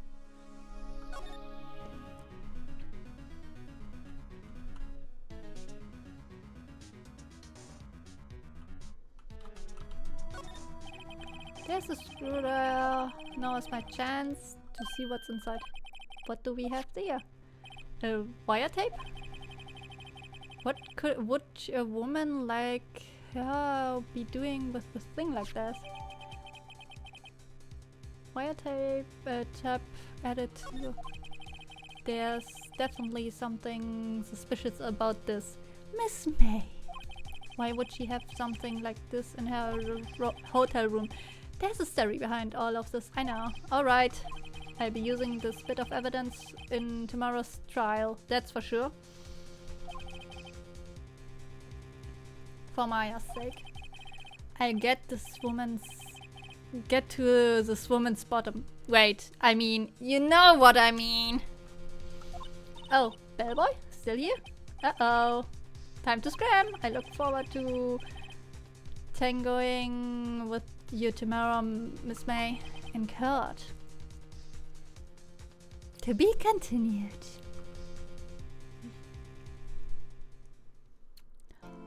Don't turn off the PC. What if I do?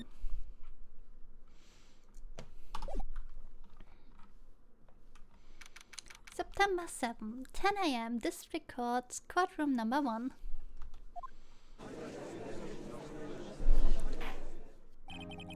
Court is now in session for the trial of Miss Maya Fay. The prosecution is ready, Your Honor. The defense is ready, Your Honor. Miles Edgeworth. I'd better not show any signs of weakness today, or he'll be on me in an instant. Mr. Edgeworth, please give the court your opening statement. Thank you, Your Honor. The defendant, Miss Maya Fay, was at the crime scene. prosecution has evidence she committed this murder, and we have a witness who saw her do it. The prosecution sees no reason to doubt the facts of this case, Your Honor. I see. The statue of the thinker, wasn't it really, really heavy? Like, Maya should be like 15? Or she couldn't punch her like that. I see. Thank you, Mr. Edgeworth. Let's begin then. If we may call our first witness, Your Honor. The prosecution calls Chief Officer at the scene, Detective Gumshoe. Witness, please state your name and your profession to the court. Sir, my name is Dick Gumshoe, sir. I'm the detective in charge of homicide down at the precinct, sir. Detective Gumshoe, please describe for us the details of this murder. Very well, sir. Let me use this floor map of the office to explain. The body was found by this window here. And the cause of death? Loss of blood to being struck by a blunt object, sir. The murder weapon was a statue of the thinker, found next to the body, sir. It was heavy enough to be a deadly weapon even in a girl's hand, sir. The court accepts the statue as evidence. They are still calling it a statue.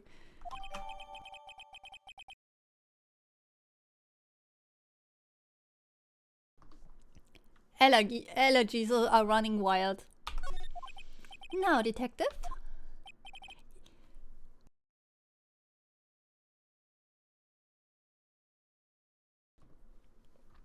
Yes, sir. You immediately arrested Miss Maya Fey, who was found at the scene, correct? Can you tell me why? Yes, sir. I had hard evidence she did it, sir. Detective Gumshoe, please testify to the court about this hard evidence.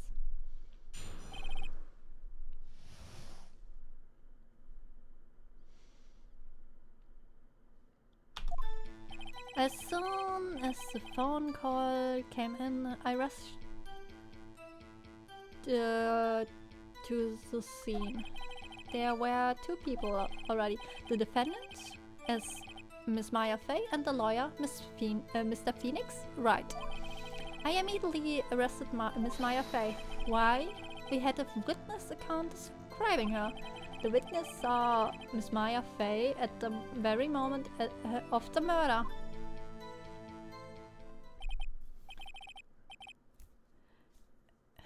Very moment, you say? Very well, Mr. Wright. You may begin your cross-examination.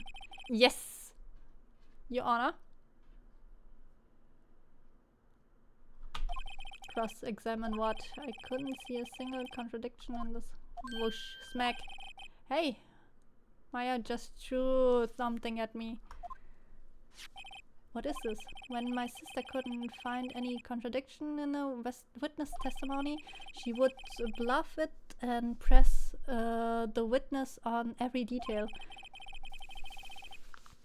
And the witness always slips up and says something wrong.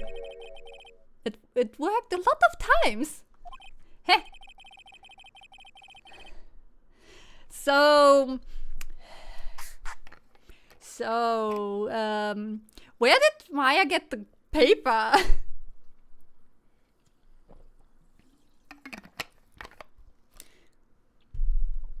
Heh. I should have expected Maya would know some of her sister's tricks. Alright, let's give it a try. Something the matter? No, Your Honor. I'd like to begin with my cross-examination.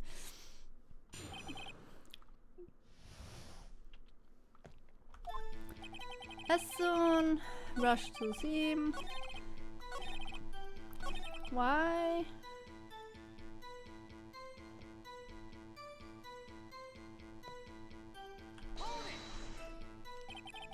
Just hold it on, just hold it 1 second, yeah? If I heard correctly, you said, you asked... Huh? Oops. Did I say that, me? I heard you say it. You said it, you say it. Exactly what about the suspicious woman in pink claims was hard evidence? What? Miss May isn't suspicious. She sure isn't pink, Paul. Well, I guess she is pink. That's enough, Detective Gumshoe. Do you have any solid proof of I guess pressing can have advantages. Yes! Ah! Sorry, I got the order mixed. I got the order of things mixed up on my testimony, Your Honor, sir. There was something I should have told you about first, Your Honor. Very well, Detective. Let's hear your testimony again. Hard evidence.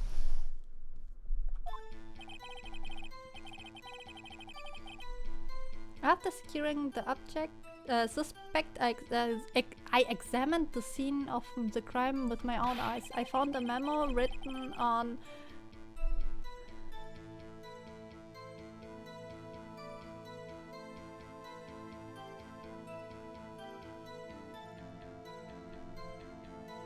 Found a memo written on a piece of paper next to the victim's body. On it, it's the word Maya written clearly with blood. Lab tests showed that the blood was the victim's.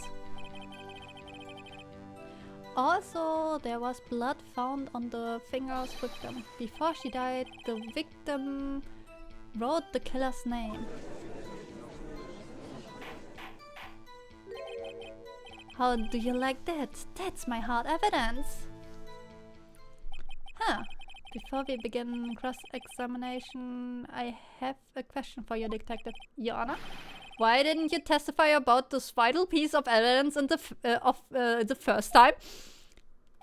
I know. I'm real embarrassed. I forgot it, Your Honor, sir. Try to be more careful. Very well. The defense may begin its cross-examination. Hard evidence. After securing the seam of my... I found a...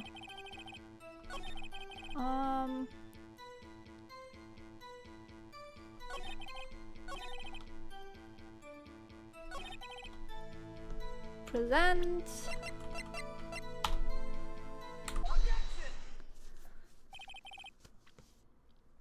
Detective Gumshoe, there's one thing I want to clarify for me here. You say the victim, Mia Fey, wrote this note. That she was accused, the defendant Maya Fey. That's really what you're saying? What? This isn't one of your layer tricks now, is it? Of course she wrote it. Who else could have? You have it backwards, Detective. Backwards? The victim is the only person who absolutely could not have written it. This is a report from your department, Detective. Immediate death due a blow from a blunt object. She died immediately. But no bad thing. Your way out of this one, Detective. Order, order! The defense has a point. Someone who died immediately wouldn't have the time to write anything out. Mr. Wright, I beg your pardon, but when exactly did you obtain that autopsy report? When? The day of the murder? The day after the murder. It was the day after the murder. The prosecution point being that autopsy report is outdated, Your Honor. What? A second autopsy was performed yesterday at my request. Death was almost immediately due a blow from a blunt object, but there is a possibility that the victim lived for several minutes after the blow. I received these results this morning. No way. Your Honor, it's quite easy to imagine that the victim did have time to write Maya. That's all. I see. Damn you, Edward. I should have known you'd have something up your sleeve. Why, Mr. Wright? You look shocked. Something you don't want to say? The detective is a sham. The Detective Gumshoe, you're a sham. How could you give me a faulty report? Huh? I thought... Detective Gumshoe? I'm disappointed in you, handing him the wrong report like that. I'm sorry, sir. You're at fault, Detective. This isn't going to look good on your evaluation next month. What? But... Your Honor, I submit this report to the court. Understood. The court accepts the evidence. Well, Your Honor, the evidence strongly suggests the victim was identifying the killer. I suppose that's the obvious conclusion, yes? Darn, this isn't good. The prosecution would like to call its next witness.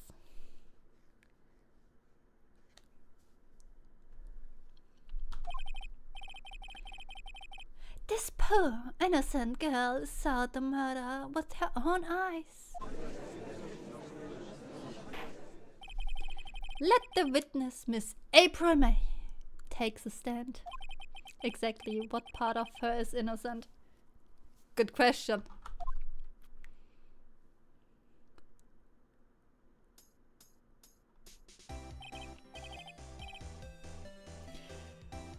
Couldn't she dress up modestly for this court hearing?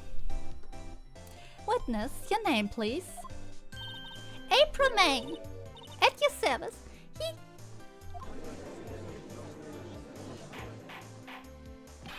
Order! An introduction should be not required any reaction from the crowd. The witness will refrain from wanton winking. Aww, yes, Your Honor. This is not good. She's already captured the heart of every man in this courtroom. Tell us, where were you on the night of the September 5th? Wait.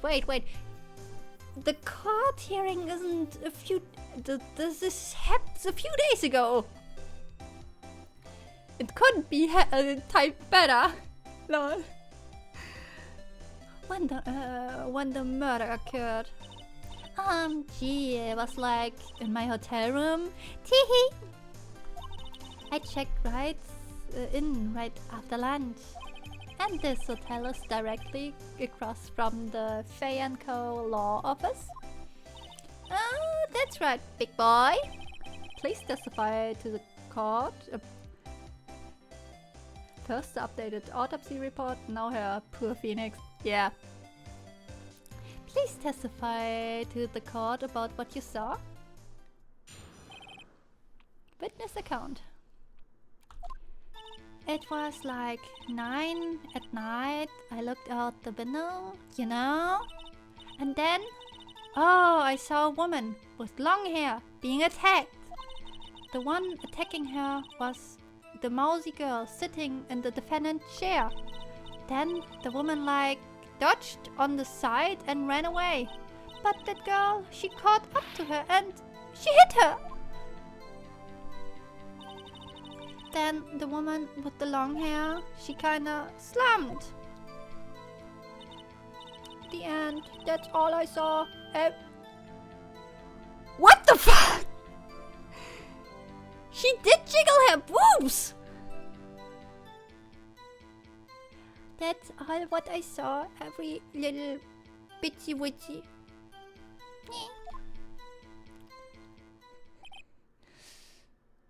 Huh. Well, Your Honor? I see. It's a remarkable, solid testimony. I don't see a need to trouble the witness any. Wait, Your Honor? Yes, Mr. Wright? What about my cross-examination? I thought the witness testimony just now was quite firm, didn't you? Mr. Wright, I understand you were Miss Mia Fay's understudy, were you not? You must know her techniques well. Her cowardly way of finding tiny faults in perfectly good testimonies. Hey, how dare you? Well, Mr. Wright, will you cross-examine the witness? Yes, I'm doing it. Gladly proceed with the cross-examination. If only because I have a feeling Edward doesn't want me to. She has some weakness. Very well, you may begin your cross.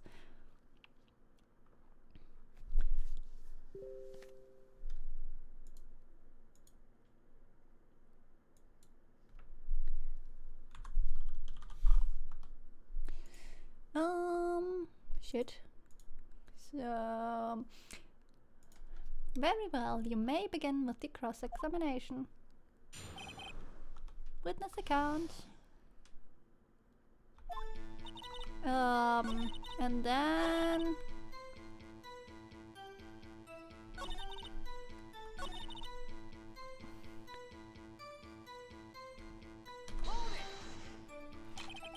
How did you know it was my client? Huh? Well, gee! First of all, she had a girl's physique, and secondly, she was small. Who else could it be but her? She has a point.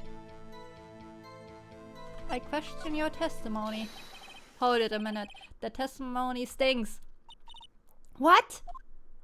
Miss May, I'm willing to bet you're lying. Are you telling the truth? Did you really see the defendant? Mr. Wright, what's the meaning of this? Yes, what's the meaning of this? Somebody tell me, because I'm clueless about this. I mean, okay. If you really witnessed my client, Maya Fay, you would have noticed her clothes before noting her physique.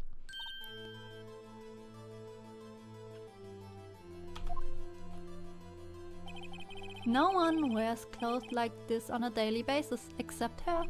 And I'm no expert in fashion, but her hairdo looks far from a normal one to me.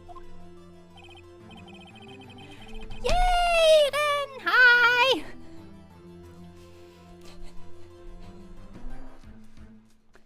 We are on case 2. However, the witness testimony mentioned neither of these things. This testimony is bogus. But... Still, we don't know if she was dressed like that way the night of the murder. She was, Your Honor. I saw her. And so did Detective Gumshoe. What do you say to that, Miss May? Ah! What are you trying to say, you mean lawyer? I saw what I saw. I just didn't think of all the trifling little details when necessary, darling. Miss May, the court would like to remind you to please omit nothing in your testimony. She did again juggle her boobs! I'm sorry, Your Honor. I'll be a good girl. I promise. Your testimony again, if you would. Damn, I almost had her.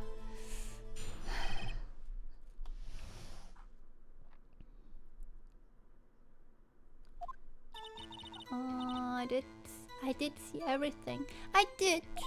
The victim, the woman, dodged the first attack and ran off to the right.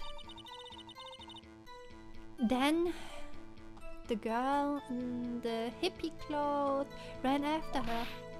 And she hit her with that weapon. I saw it. I did. That clock, that kind of statue clock. The thing, I think. Well, does the accuracy of my reports not startle you? Teehee! I see. I only wish you had been so detailed from the beginning. Please begin the cross-examination.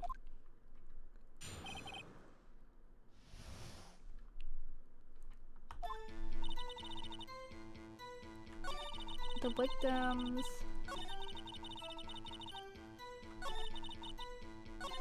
That look. Present.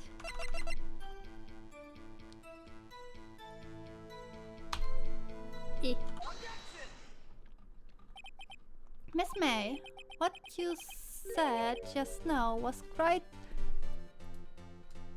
revealing.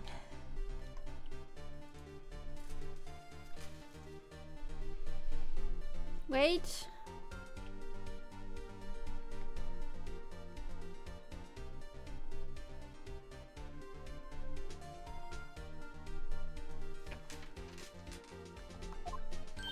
Revealing? Ah, you'd like that, wouldn't you, naughty Mr. Lawyer? You just said that the statue of the thinker was a clock, but there's no way knowing that just by looking at it. Another person in much this...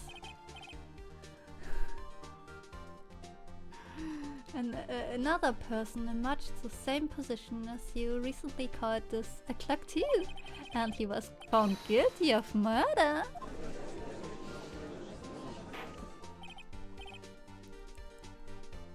Order!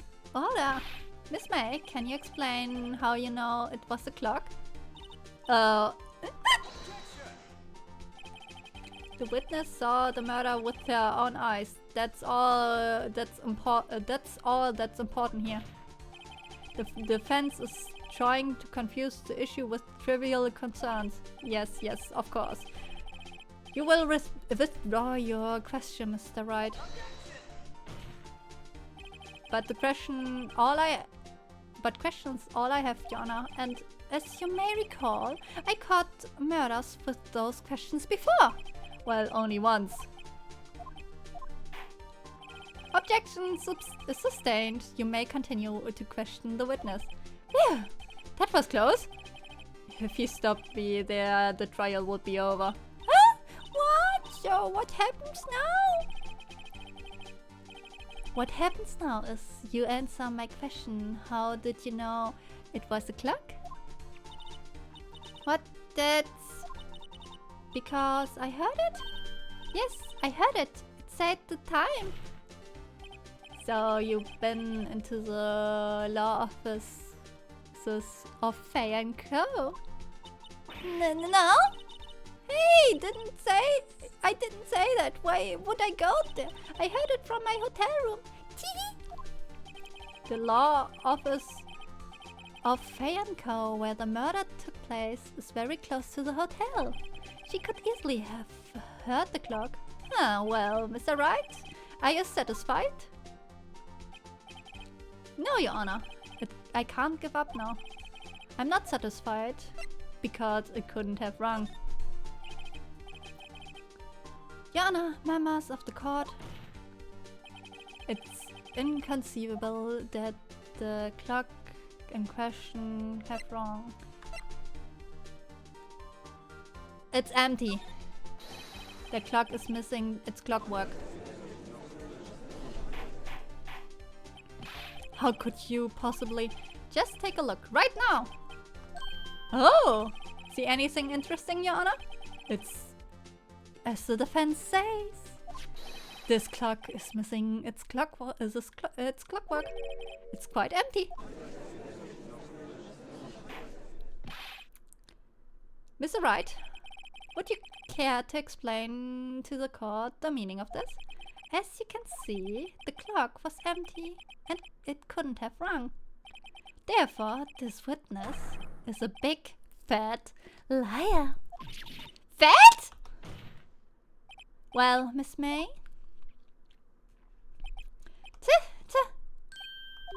Quite a show you've put on for us, Mr. Wright.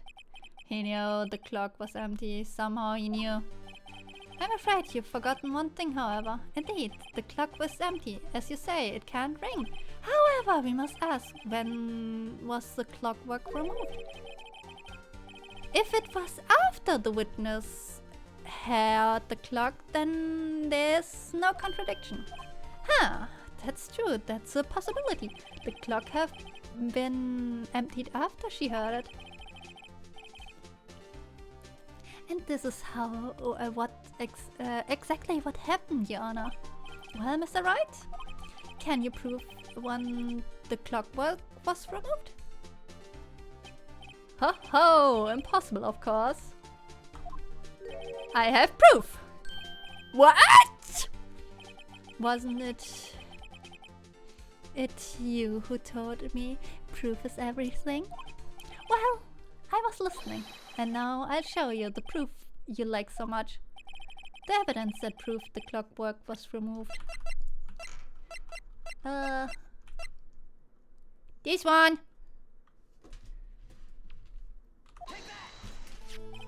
Took a look at this. Huh, that's a very cute cell phone. Imagine when the cell phones looked like that. Ah, you have a girly phone! Wait, this isn't my phone. Listen. This is a defendant's cell phone and it contains a recording. A recording of a conversation she had with the victim on the other day of the murder. Order! The defendant's cell phone? This wasn't brought to my attention. Perhaps it had the gumshoe overlooked it? The good detective better remember he's up for evaluation soon. I gotta say, I'm starting to feel bad for the big fella. Let's hear the conversation. So you want me to hold on the thinker for you then? If you could? I should probably tell you the clock isn't talking right now. Huh? Is it not working? That's lame. I had to take the clockwork out. Sorry. September 5th, 9:27 a.m. Your Honor, I think that this makes it clear the clockwork was already gone by the time this was recorded. Which was well before the witness even arrived at the hotel. Well, Miss May, would you care to explain this to the court? Just how did you know the weapon was a clock?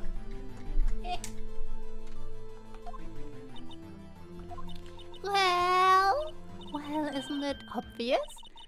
I saw that clock before. What store was it again? I go to so many. Oops, I forgot. She jiggled her boobs again. So the witness had seen it before. That would make sense. Does the defense have any objection? Yes, Mr. Wright, yes!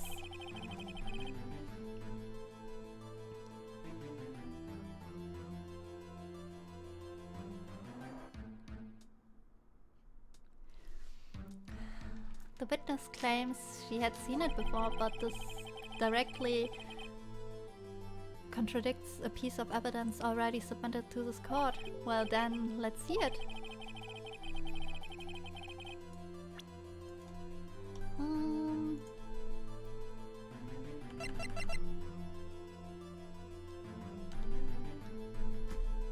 Represent. Please produce. It's simple. This clock was never in any store ever. What? A friend of mine made that clock. Only two exist in this world. And the one isn't here in this. And the one that isn't here in the police custody. Impossible! Everything is sold in stores. Miss May, I think it's high time You went shopping for a better excuse. Huh. Oh, excuse not on sale today? Ah!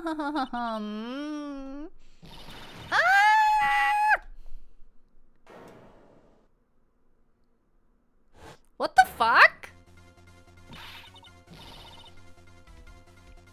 She got Jojo. She got went to Jojo. What is up to you, Porcupine Head? That stupid clock doesn't matter, okay? She did it, and she should die for it. Whoa, let's not get ahead of ourselves. This is a court of law, and the witness will remain calm.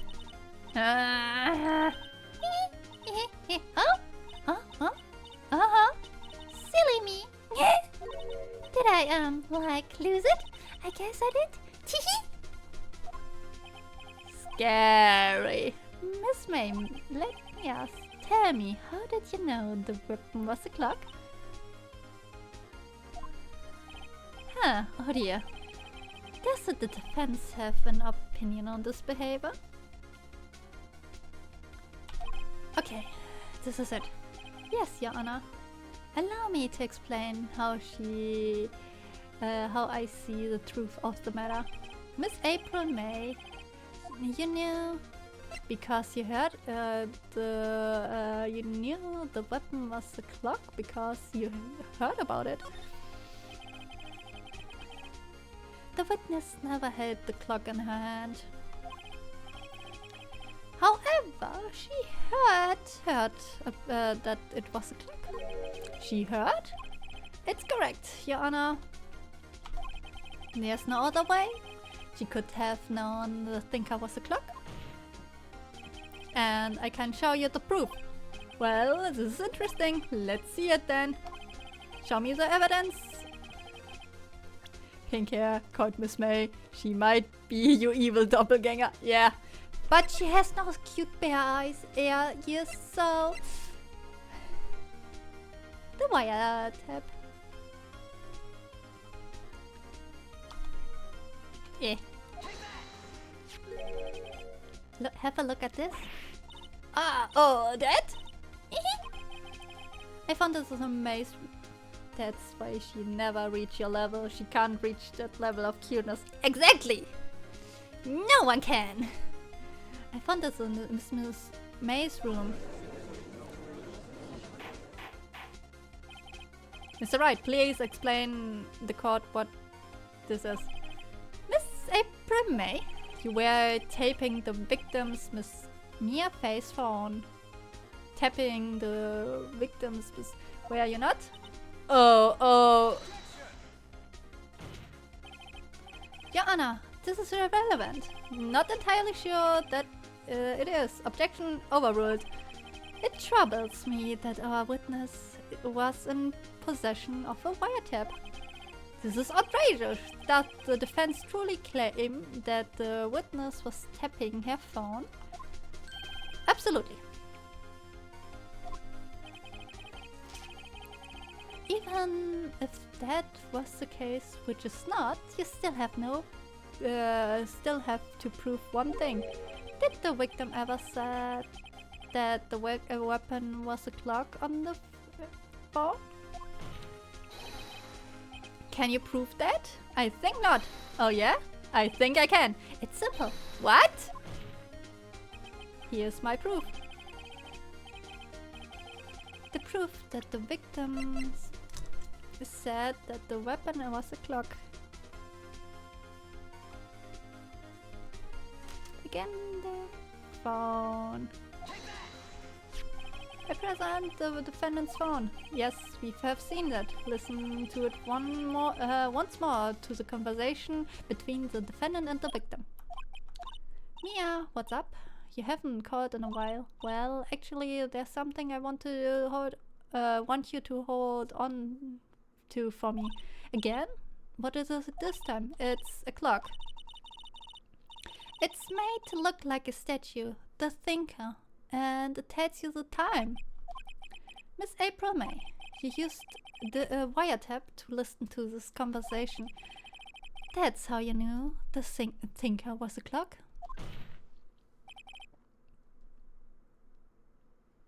Am I wrong? Your Honor, this is ridiculous. Your Honor, look at the witness' face. Does she seem amused to you? The defense demands an answer. La la la la. Witness, answer the question. Did you tap her phone? Miss May? Shut up, all of you!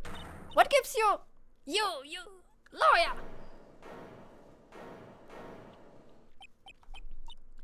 It's not fair, all of you ganging up on me like that. Oh, I'm sorry. I'm just a bad girl. Is that it? Is that it?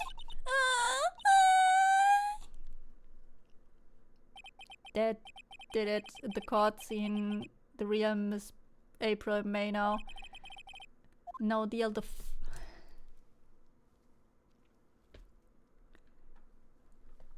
You did it, didn't you?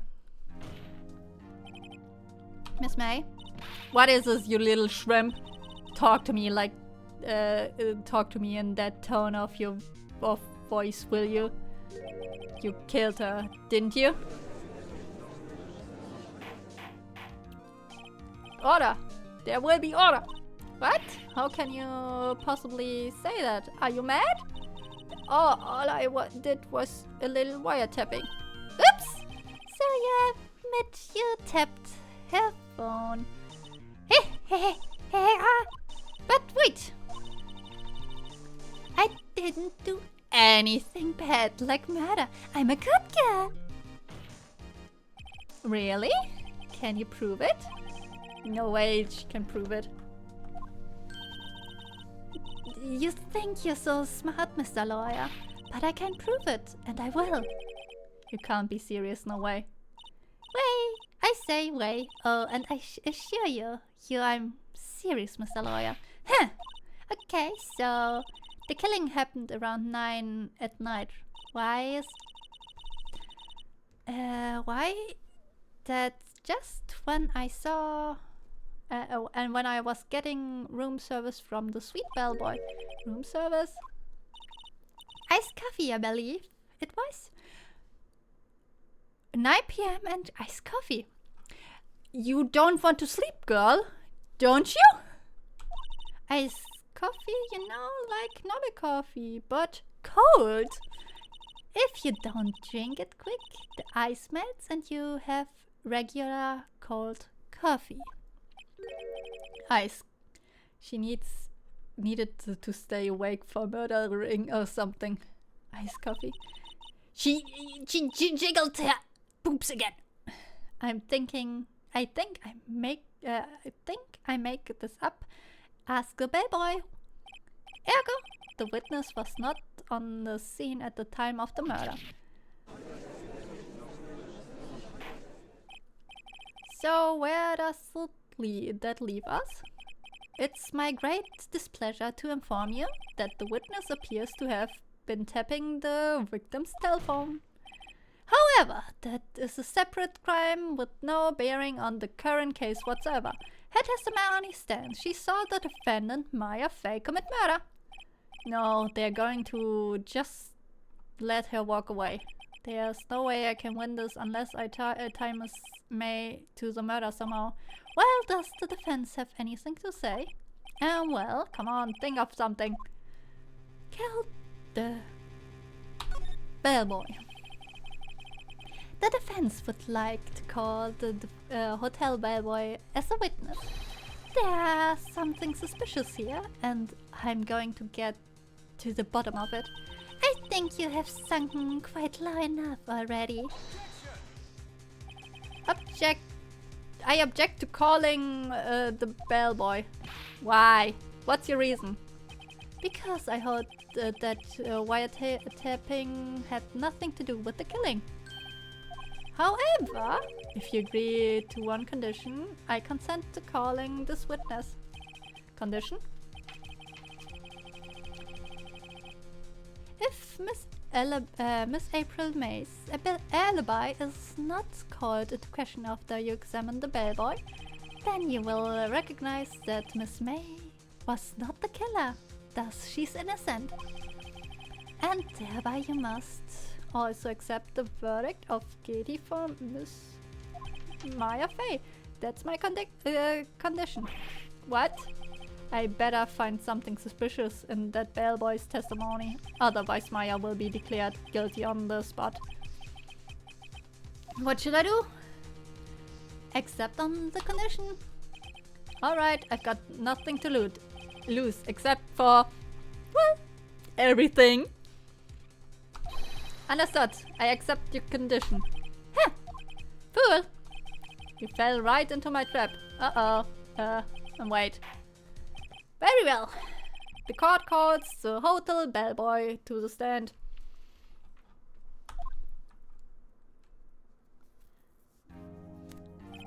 I believe we are ready for the witness to testify. He certainly does look like a bellboy. Why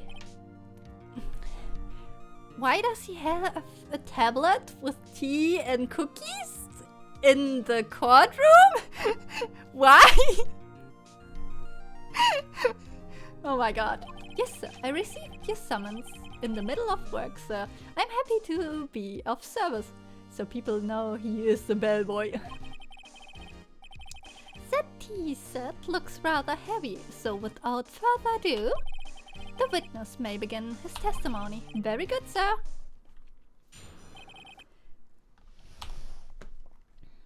Little drink.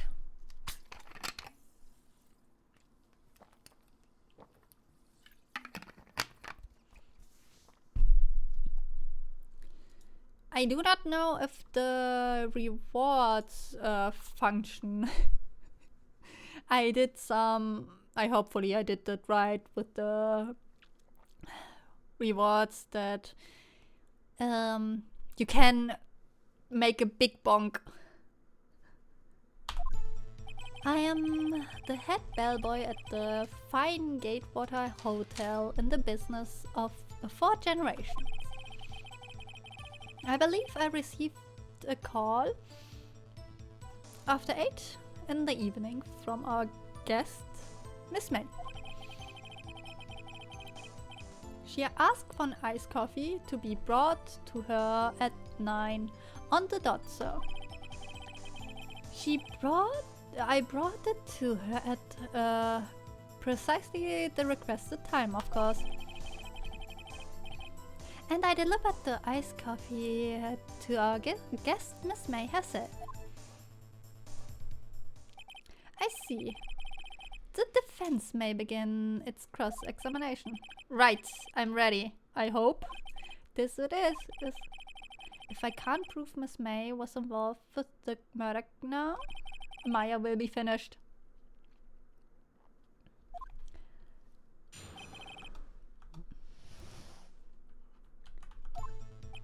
Yeah.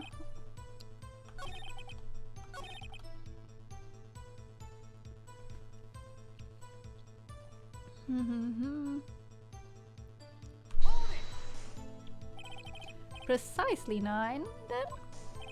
Precisely, exactly, and most definitely, sir, 9 PM. How can you be so sure? Miss May was quite insistent that it be brought then. Oh, bellboy? I'd like to get iced coffee at exactly 9. Something like that, sir.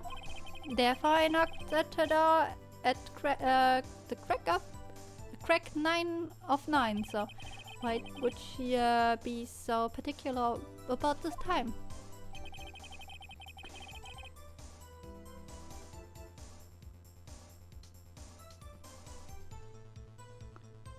Presser. Are you sure it was Miss April herself? Absolutely, sir. Absolutely? Yes, sir. As in, so very absolutely, sir. It's an endearing mannerism of mine. How come you're so very certain? Well, when I brought the room service, sir, the guests favored me with an embarrasser, sir. Embarrasser? Is that French for embrace? It's French for a kiss, sir. But not French kiss, sir. More like a peck on the cheek. Why would she have done that? I believe perhaps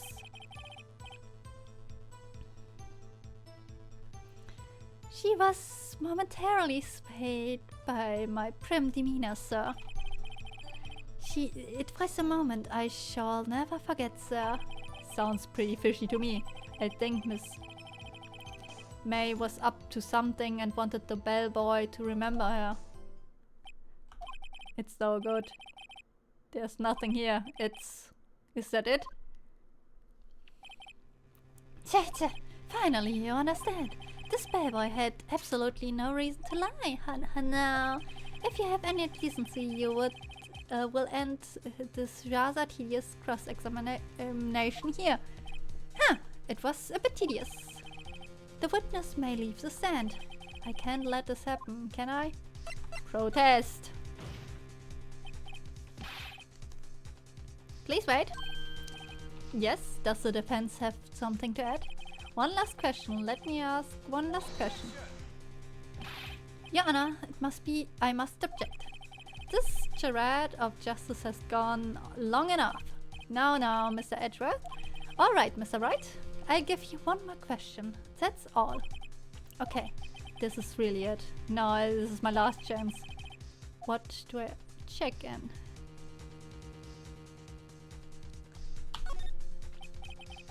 Tell me about the check-in. Tell me when you checked in, Miss May. Oh, right. Very well, sir.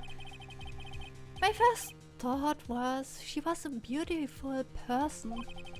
She was just my type of girl. So it was a disappointment, really. I see. Excuse me? What exactly was the disappointment? Well, I am not without charm, sir. But even I'd have a little chance with her lover there. What did he say? What did you say? Oh, rather quiet. Bellboy, tell us the truth now. Did Miss May check in with another person? I object! That was objectionable. Objection overruled. The witness will answer the question. Yes, I see. Why did you not mention this in your testimony? Well, sir, you did not ask. Nice try. That's the sort of a thing you're normally supposed to mention. Yes, quite. Indeed. It was a good barrister there, Mr. Edgeworth, who asked me not to mention if it wasn't specifically asked, sir. You fool! I've done it. I've won. Miss April May checked into a twin room with the man, correct? Yes, sir. Then when you brought the brought them room service, you didn't see that man in the room. That's right, sir. Your Honor, we have just learned of another person's involvement who may have been the murderer. In light of this fact, I hold that it's impossible to judge the defendant. Wouldn't you agree, Mr. Edgeworth? And who, Mr. Wright, who's this other person?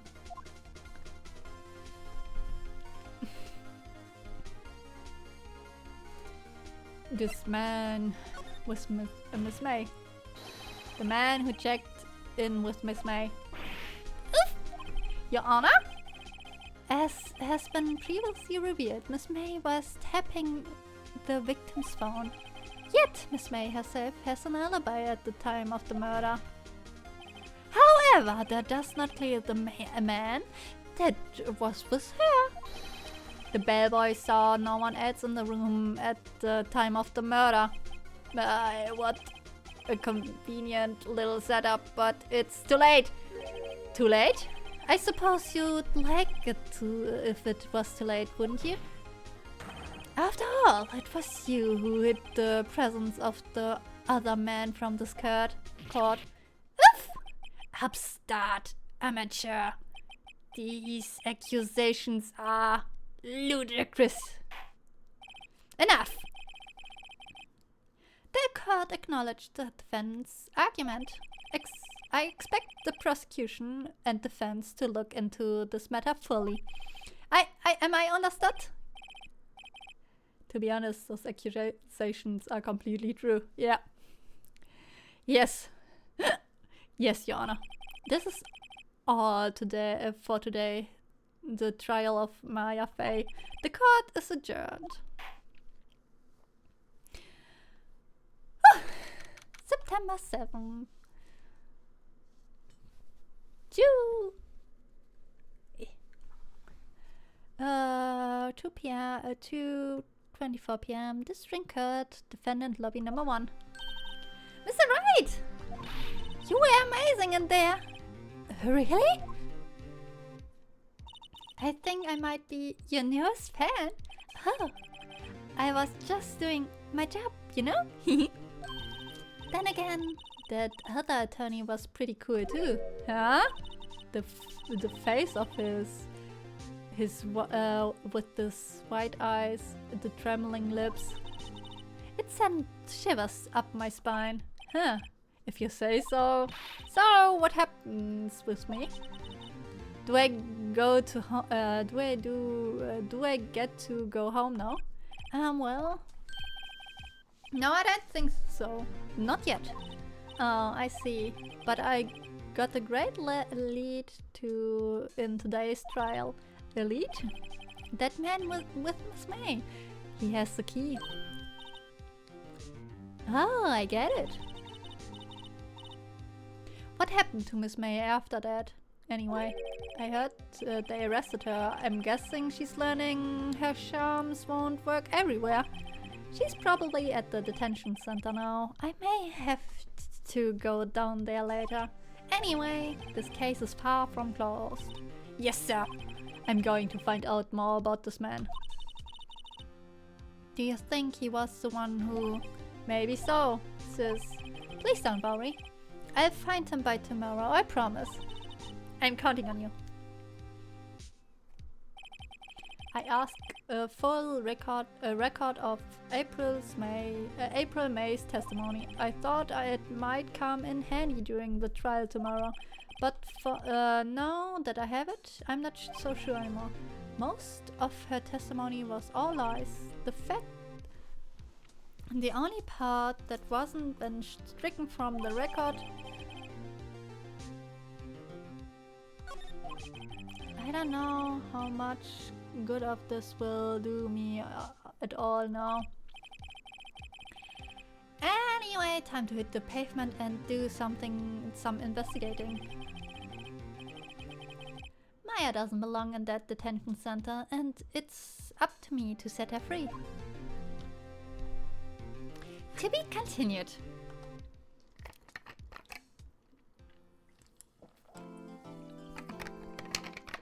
Yes, I want to save.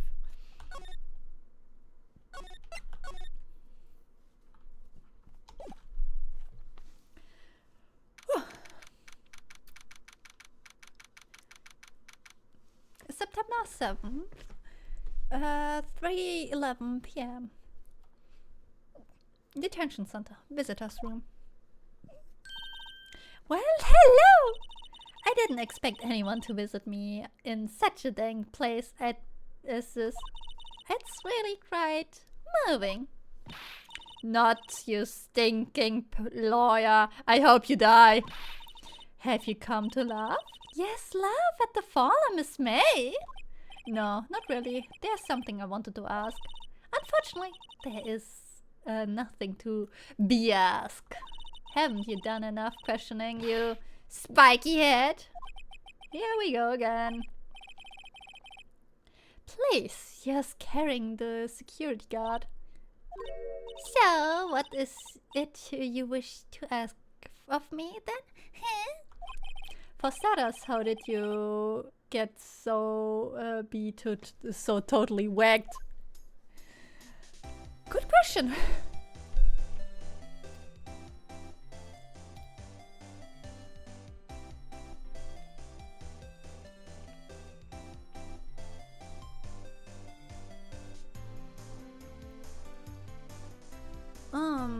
Talk. That man.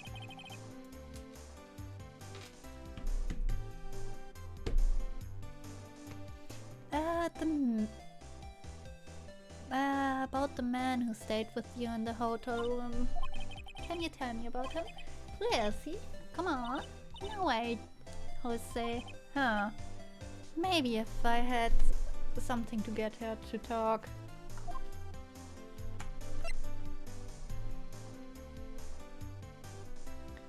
That wiretap? Why did you place a wiretap on Mia's phone? Oh, when you say it like that, it sounds so cold, so criminal. It is a crime? Tapping someone in people's phones is a crime, Miss May. Oh, and I suppose you learned that at lawyer school, huh? Creep. This woman is impossible to talk to. Say, why are you so angry? I mean, you don't look like a bad person. Oh, that does it. Bottom-feeding, scum-sucking lawyer. Bottom? I can't tell. Does she have a thing against lawyers or just against me?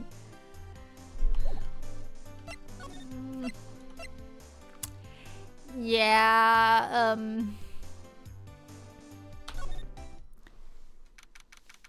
Oh, the picture is gone.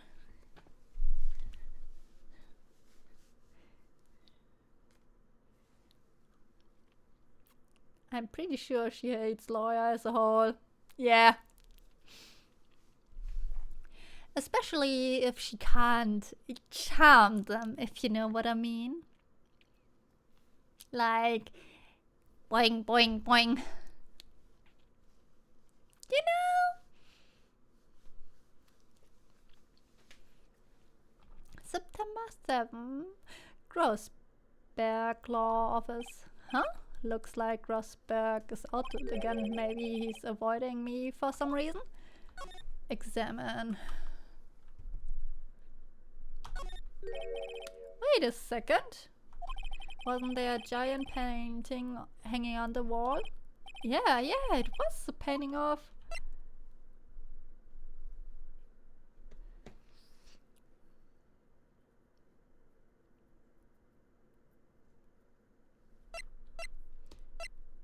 fisherman?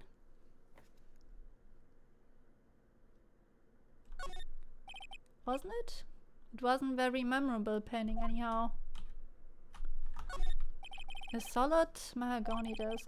The wood's been polished to a deep luster. I wanted the picture.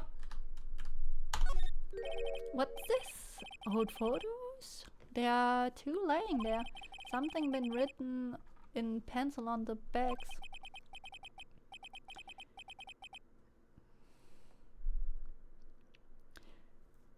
DL6 Incident Exhibit A, DL6 Incident Exhibit B. Let's take B.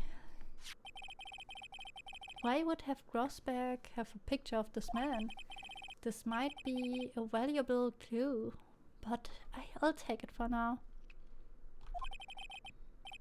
I'm just borrowing. I'll return it later.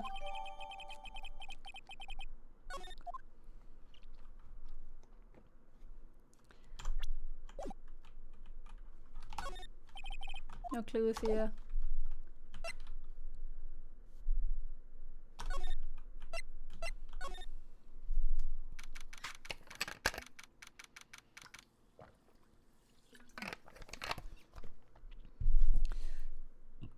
September 7, Gateway. Ah, welcome, sir. quite the performance today, if I dare say so myself. Oh, thanks. Sorry for putting you on the spot like that. No, not at all, sir. Your efforts today can only help the Gatewaters rep, as they say. Huh? Rep? Yes, our reputation will swell as the hotel where the murderer used the wiretap. We can charge a premium for the room, of course. It will be great business, sir. Technically, he's not wrong. Technically, he isn't really wrong about it. Whoa, Miss May hasn't charged with murder. I too will become famous. The bellboy who brought the murderer iced coffee. Why do I feel like we are both stuck in the same bedroom? So, you're our honored guest. Please let me know if there's anything I can bring you. Yeah, good question. Bring me a will to live.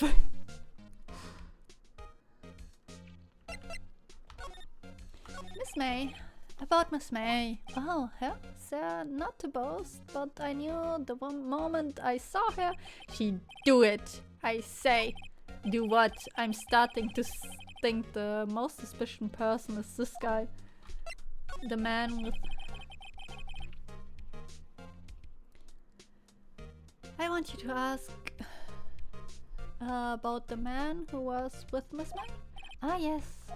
He struck me as a real lady killer, if you pardon my expression. I knew it from the moment I saw him, sir. He and I are of the same ilk.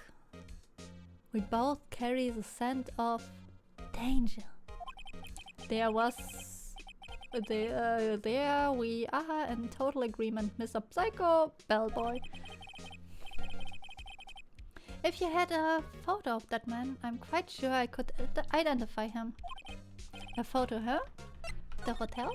Could you tell me about this hotel? Absolutely! And on that subject, I have an excellent idea, sir. Currently, this hotel is known as Gatewater. I propose we add the subtitle. A subtitle? The Gatewater Hotel Murder Manor. Well, what do you think? Sounds great. Whatever floats your tea set. Present. This. Take a look at this photo.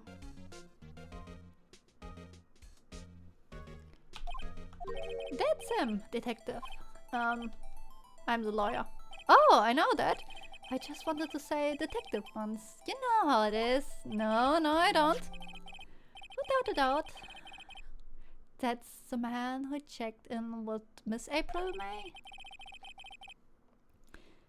How about I write an affidavit swearing that it's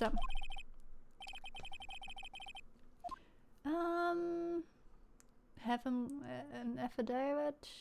This guy is way too excited about it. Let him write it down. Sure. Well, sure. Why not? Yes. I wanted to write an affidavit. From hence the forth I will be known as the bellboy who swore the affidavit. Just hurry up and write it.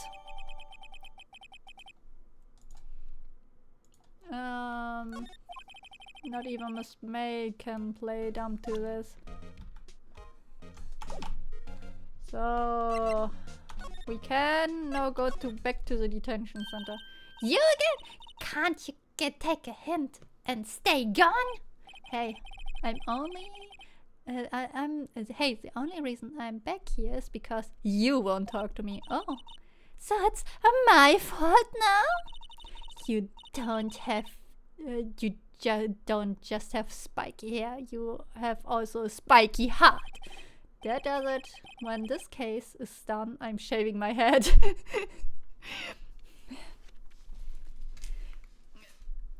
Yes, it's your fault, April.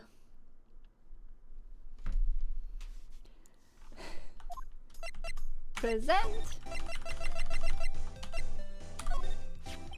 Have a look at this. Look, I've said several times I'm not telling you. Uh-oh. Where did you? The reaction. This is him, isn't it? What? Who? What? Why? It is him. This is a man who stayed in your hotel room the night of the murder. No, that's not right. Nice try, Miss Cooperative. Do you have any proof that was him? Huh? Here, proof. Show me the proof. I'm so close. Here. Could you have a look at this? What's it? The Bell boy's affidavit. It tells us everything he saw, such as the man you checked in with, who was most definitely this guy. Oh, now I'm getting somewhere.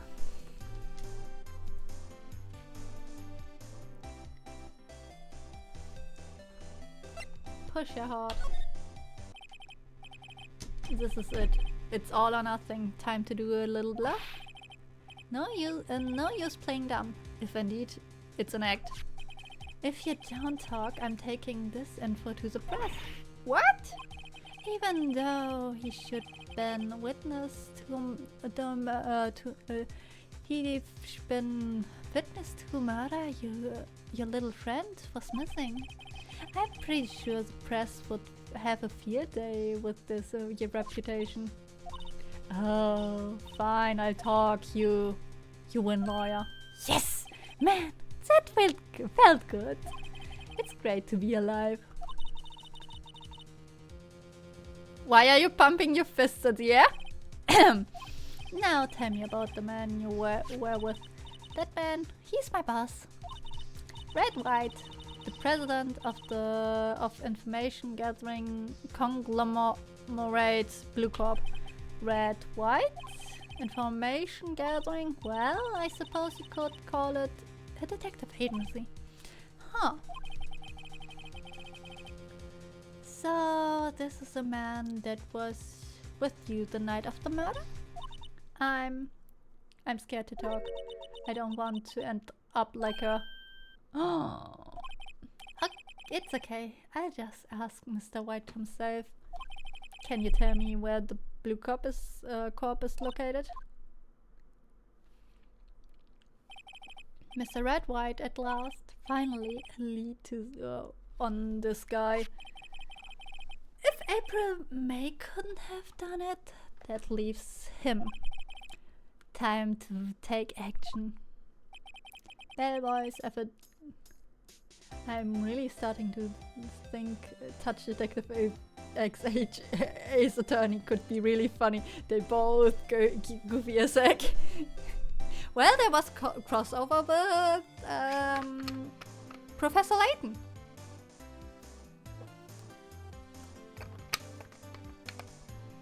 There was a crossover with Professor Layton. Bellboy's affidavit was discarded.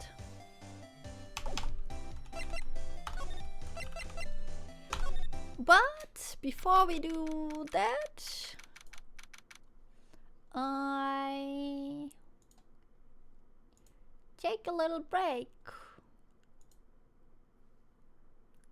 Be right back.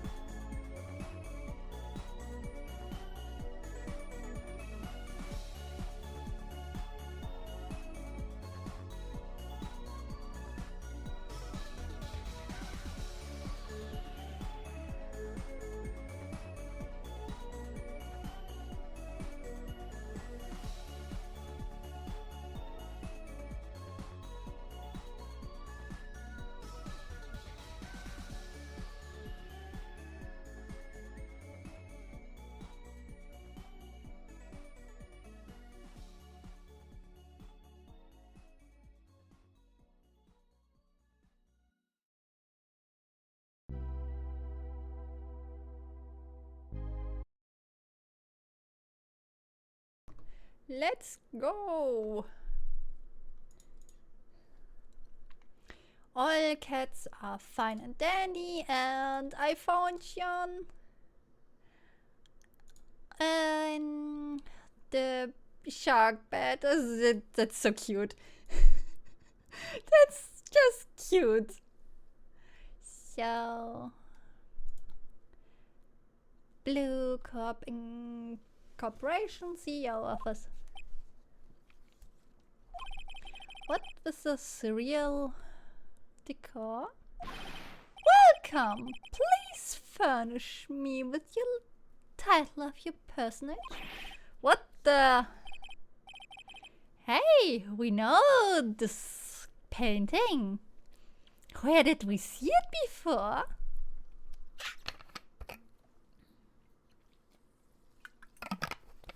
Your name? What's your name? I was just incredibly asking the title that you go by. Wright. Phoenix Wright. Incredibly? Mr. Wright, is it? Right, I see. Splendiferous. Perhaps I had intimidated you with my giantesque vocabulary. What's this guy's problem? I don't know. I'm Red White, CEO of Blue Corporation. You know, corporation expansion official. My business. I think this guy is the problem. Yes, we know as a player that he killed our sweet chief. He killed Mia. But Phoenix don't know it. Just us. And we have to get him to confess it. Delia.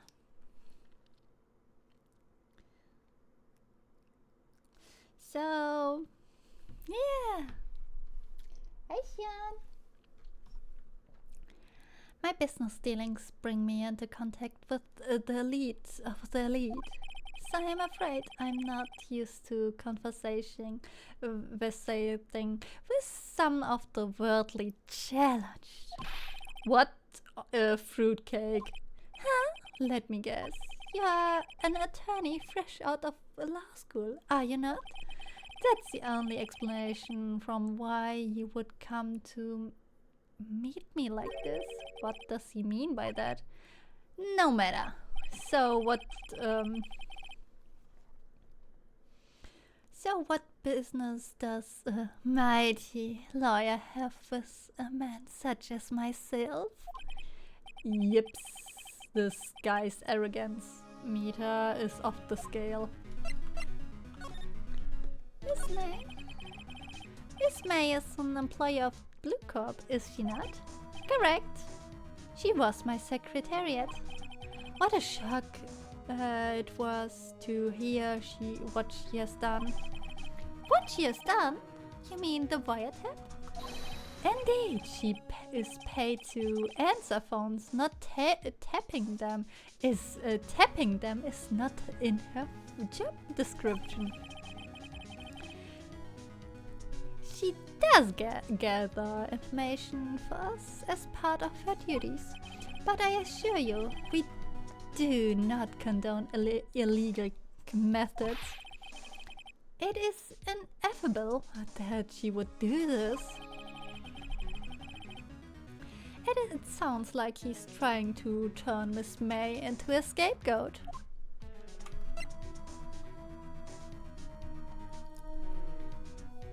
Where's Sean? Come here. On the night of the murder, you were in April May's hotel room? Who can say? I seldom pay attention to mundane. Come here, baby. Baby.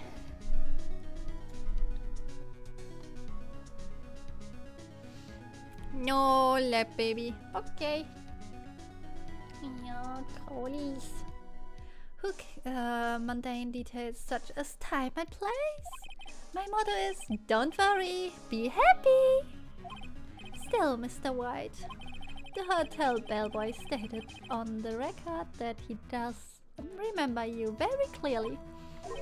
No matter, the bellboy can say what he please. I still won't talk to you. If you want to speak, put me on the witness stand. Although I doubt you be capable of doing that. Huh, he raises a good question actually. Why didn't the prosecution call him as a witness? He should have seen the same thing as April May.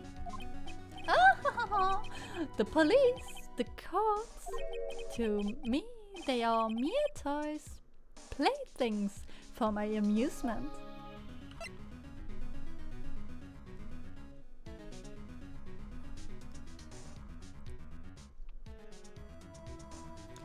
Blue Corp. What kind of company is Blue Corp anyway? Excellent question. We buy and sell various kinds of information. We are a company of the future, you might say. We are the future. Sell information? In just 10 years, I've built the business up to the grand office you see now. In case you were wondering, Blue Corp was named after the color blue.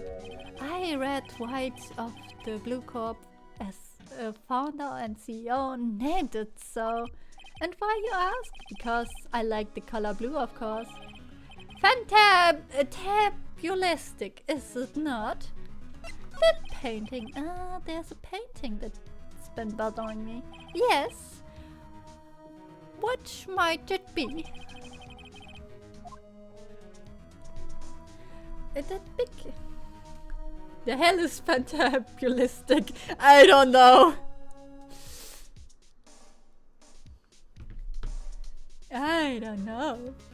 He wants to say... wants to be more like... It's too fantastic for your mind. I've seen it before.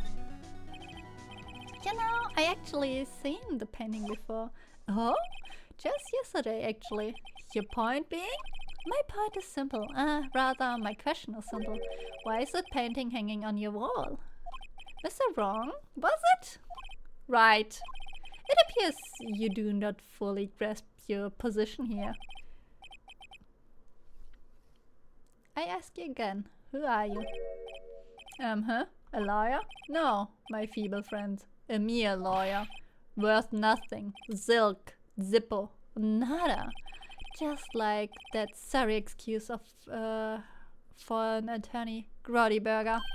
What? Oof. What? He punched me. Well, Mr. Lawyer, what will you do, eh? Charge me with the sword? Charge away. I welcome it. For it is you who will be found guilty. What? Heed my exposition. The police, the court, they will all do my bidding. So you say. But I wonder, is that kind of control really possible? I don't expect you to understand. It is a world beyond your compensation. You came here from Grody Burgers, I presume? Miss Grosbeck's, yes. Then you must ask him why is that this painting of his hangs here. Perhaps then he will tell you. Perhaps he will explain how a man can live a life purely for personal profit. Yeah? John? You sit in front of my text box. Go now, skedaddle. There's nothing more to discuss.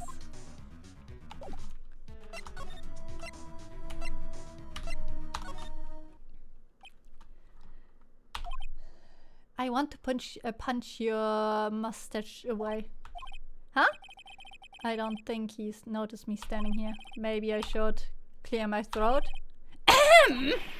Jumping Jeffosaphits? Oh, you. What's wrong? You looked so pensive, like an old man at the end of his days. Huh? I'm not senile yet. I was just thinking about this whole mess. Something really bothering him. That's much is clear. Yeah. Bye, Sean.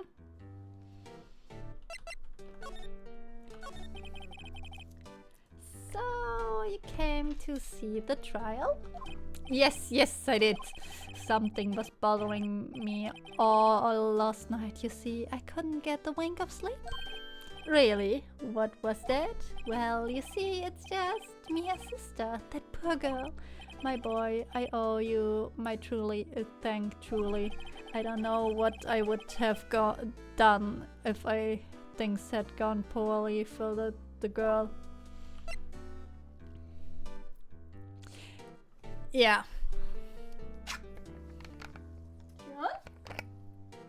Ah, there you are.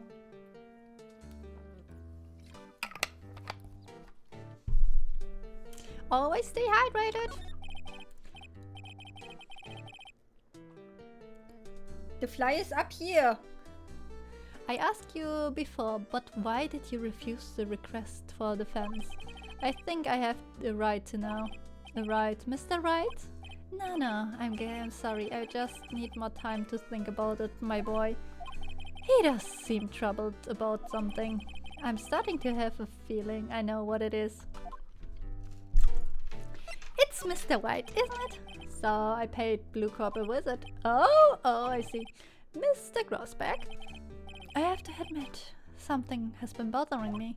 Oh, what is it? Well, out with it, my boy. You see, it just...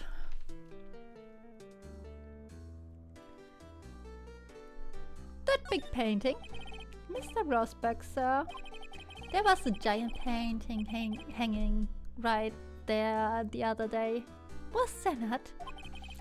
The one you said you had no intention of parting with? Well, I saw it today. It was in the CEO office of Blue Corp, Wright's office. So you noticed. I supposed I should have guessed you would. It is a large painting. Mr. Grossback, I know you and Mr. White are connected somehow. Connected, you say? Yes, and I know what it is. He's blackmailing you. Mr. White has something on you, doesn't he? Blackmail? I think that painting was fairly gaudy proof. Very well, this may be the chance I've been waiting for. Maybe it's time to get this off my chest so I can finally rest again. Easy again. After all, you were Maya's understudy. Perhaps it was fate? What he's talking about. Wright is a man who makes his living through intimidation. Blue Corp is a company excels in finding people's weakness, I'm afraid. I've been paying them for 15 years now. 15 years? All because of the DL6 incident, as you may have guessed. The name of the back of the photographs. As you suspected, I could not stand in defense of Maya because of this. White would have destroyed me if I did. So that was the connection. It's hard for me to tell you this, my boy, but arresting White will be nigh on impossible. Impossible? Why? He has information on everyone. It gives him an iron grip. He owns the judges, attorneys, prosecutors, police and politicians. What? They are bound unable to do harm to themselves and therefore to him. Don't look at me like that. What you see is nothing more than the weight of many years. So, he's the typical billionaire. buying shit, and then if it's illegal, buying like good lawyers and saying like, oh, you don't want to know that you cheated on your spouse and that shit and this shit, and that you have an illegal poker ring and all that shazam.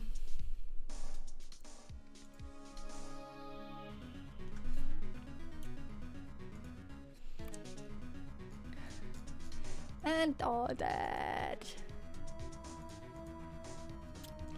Yep.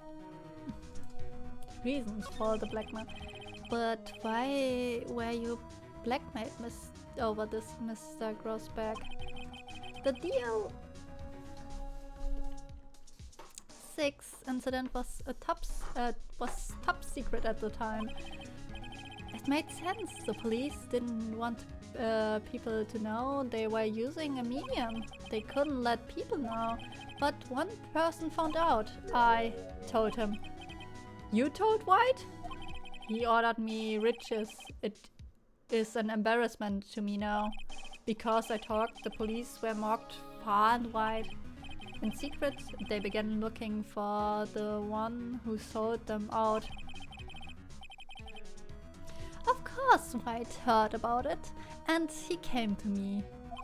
Only this time to offer was blackmail. I see. Wright controls the law of this country as he sees fit. Yet, if you would still challenge him, have a close look at Mia's office. Mia's office? She followed his very move for years. She may have recorded something of what she found. So we can go now into the office again.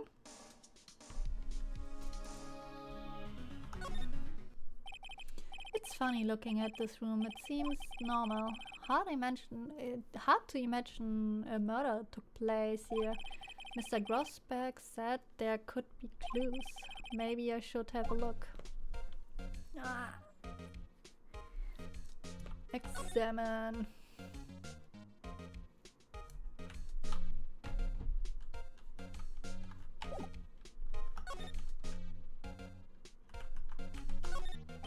All the cases Chief ever worked are on file here. They are in alphabetical order. Let's take a look. Which file do I need to look? J to S. Let's see. J through S. Jan. Sind auf dem Tisch. Irgendwo hier.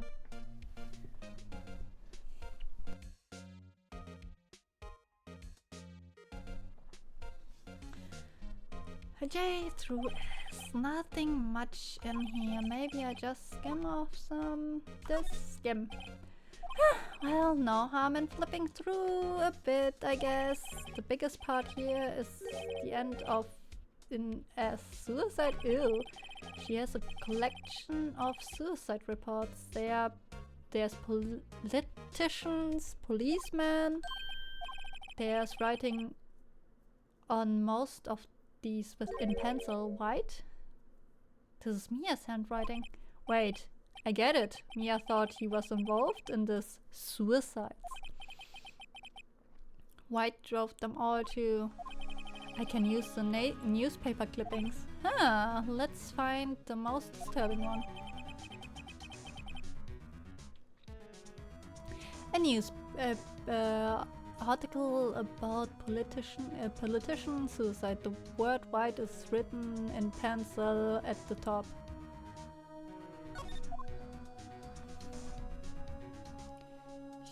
So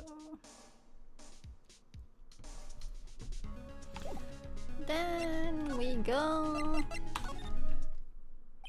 Well, aren't you persistent? Sorry, but there's something I have to ask you. Mr. Lawyer, I really hate having you to repeat myself, but it seemed the message has not penetrated your thick skull. Stop bothering me!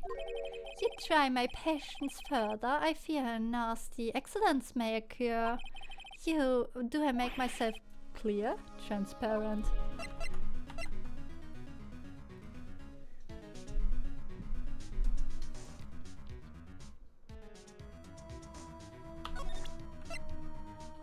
I hope you have a copy of that.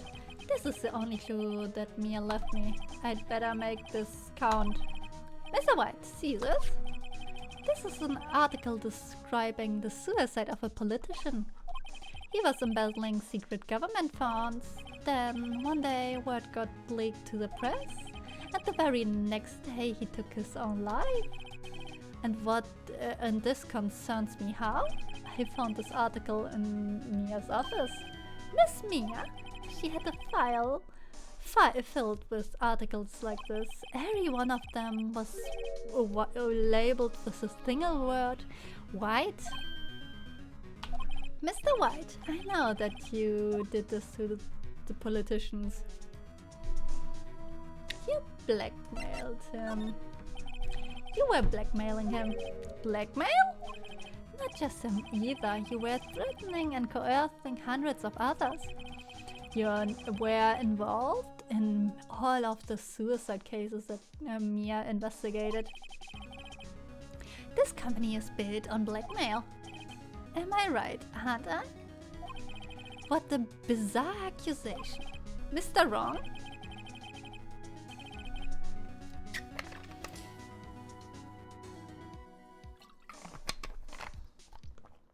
Jan? Ja.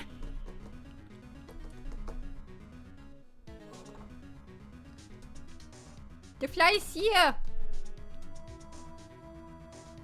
Didi! She sits behind my monitors and is useless. Like always. But she's cute. What is it that you should be doing now? Investigating me? No. I think not. You should be searching for the one who killed Miss Mia. Secretary's office, hello? Mr. Wrong will be leaving now. Yes, sir. I sent someone right away. Wait a second, Mr. White. You're wrong. You're wrong, Mr. White. Excuse me? What I should be doing now is going after you. Just what are you insinuating? Mia was on you. She was keeping tabs. For this reason you had April May tapping her phone. Then Mia was murdered and all the documents about you mysteriously disappeared. So the culprit would be? Even a child could work it out, Mr. White, you did it. Secretary office, we won't be needing an escort for Mr. Wrong. Instead, please connect me to the public prosecution office. Of course, sir. Moment, please. White, is that you? What are you calling me at a time like this? Hello, Chief Prosecutor. I've changed my mind. I want to testify tomorrow. What's this about? The Mia Fey case. I witnessed the murder, you see? And thus, a very important witness I would like to testify. He wants to stick it at our butt. Fucking hell. But he won't get us. He won't get us that easily. He won't. We will be...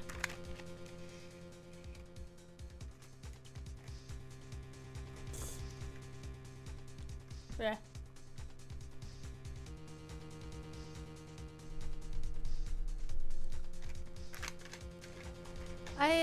What? Why now? I thought you said you didn't want to go to court.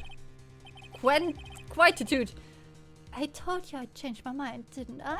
Oh, and one more thing. I sent the police over here right away. The man is standing right in front of me. He looks dazed and could be violent. What? What man? Are you even listening? The executioner. The hatchet man. The liquidator. The killer man. What? Mr. White. This isn't another one of those chief prosecutor. I do not believe you are in a position of freely offer your opinions to me, correct? I'm telling you to send the police. Now. Did I not tell you, Mr. Wrong? You're a mere lawyer. And that was Mia. How dare you? I'll point the finger at you and you will be tried as Miss Mia's killer.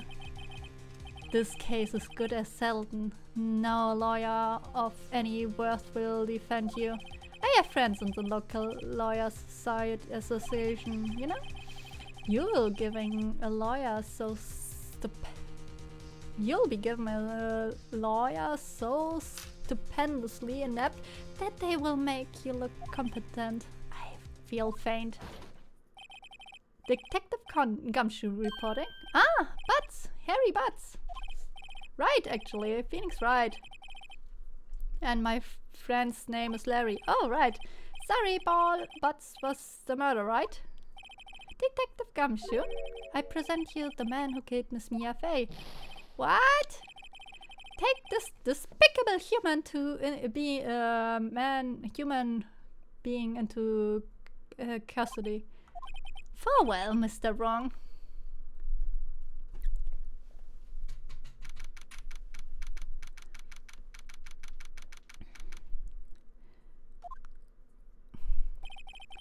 Hey, it's today! I can't believe it's only been a day since the trial. My trial begins tomorrow. Wright is going to set a trap for me. Shion is again in front of the monitor. I can't read everything. And the prosecution will be another, of course, Edgeworth included. An attorney was assigned to me by the state yesterday. I refused.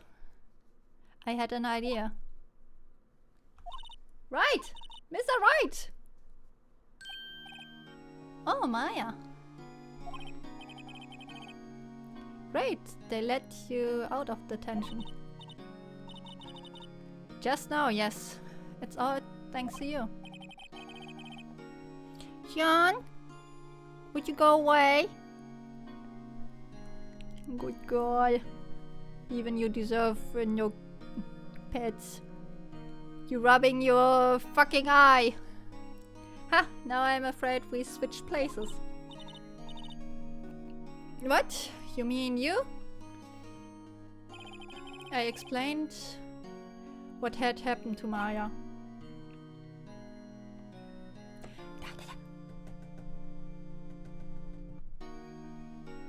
Oh. Yeah! Good. Aww. I don't believe it! How many people does that man need to destroy before he satisfied? My mother, my sister, and now you! This gun has gone too far. Mr. Wright, please tell me, is there anything I can do? Well... cheer me on in court. Well, you could cheer me in court. Cheer for you? You mean like a cheerleader? Huh? Yeah, like that.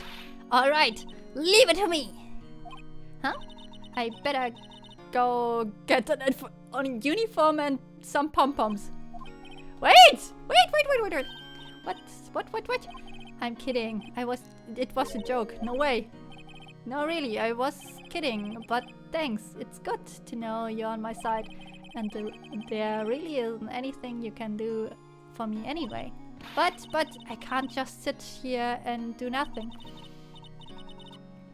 I've got to give that man a piece of my mind. Just a piece? Okay. Then come to the trial tomorrow. Okay, I'll be there. I'll show them a thing or two.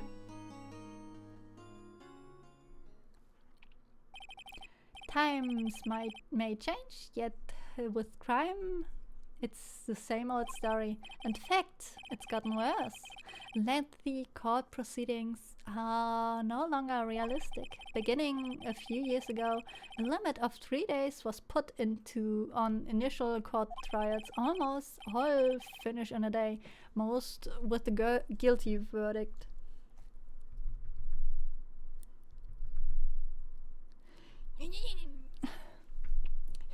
Sean!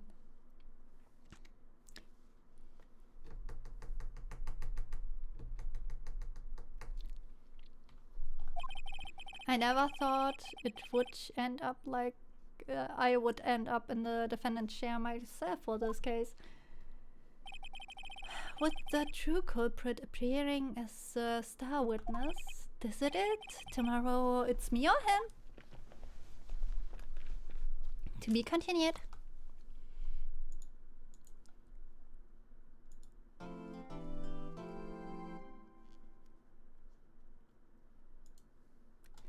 I want to save. And when we... Good job! Did you get the fly? Did you? Did you? Yes! Good girl! Oh, yes! You get it! You go! Jan is doing her cat stuff and catching a fly, but it got away right now. Anyway, after this trial, I will stop for today. September 9th. Well, I guess this is it. Yeah. One way or another, this case gets decided today. Ah! Phoenix! Look! Prosecutor Edward, I received a call from the chief prosecutor office yesterday. I was told that whatever Mr. White says today will be the absolute truth. No matter how you try to attack his testimony, if I raise an objection, I have it on good faith that the judge will listen to me. What does White have the judge in his... what does White have the judge in his pocket too? So you're saying... I will be guilty in the end of story? I will do anything to get my verdict, Mr. Wright. Anything. Why? Why? How can you torment an innocent person like this? Innocent? How can we know that? The guilty will always lie to avoid being found out. There's no way to tell who's guilty and who's innocent. And that I can hope to do is get every defendant declared guilty, to make that my policy. Edward, you've changed. Huh? Phoenix? You know him? Don't expect any special treatment, Phoenix, right? Phoenix? Well, Kurt will be starting soon. What? But wait! Your defense attorney isn't even here yet. They're not... I will be defending myself. What? Okay, let's do this. September 9, 10 a.m. Court is now in session for the trial of Mr. Phoenix Wright. Prosecution is ready, Your Honor. Defense is ready, Your Honor. Mr. Wright, are you sure you're up to this? Yes, Your Honor. I will be defending myself. Understood? Very well, Mr. Edward. Your opening statement, please. As the details of the event are already quite clear to the court, today we will hear the testimony of a witness to the defendant's crime. I see. The prosecution may call its witness. That went far too smoothly. Why didn't the judge ask Edward why those witnesses didn't testify before? It's like he already knows why. Huh, if anyone is going to raise an objection, it's a... Raise an objection. It's supposed to be me. Mr. Edgeworth, you owe me an explanation. You owe an explanation to the court. Why did this witness testify in the trial against... why didn't this witness testify in the trial against Miss Maya Fey? Huh! I am ever so sorry. Mr. White is a busy man, and besides, at the time I thought that Miss May's opinion was all that would be needed. Again, my sincerest apologies to the court.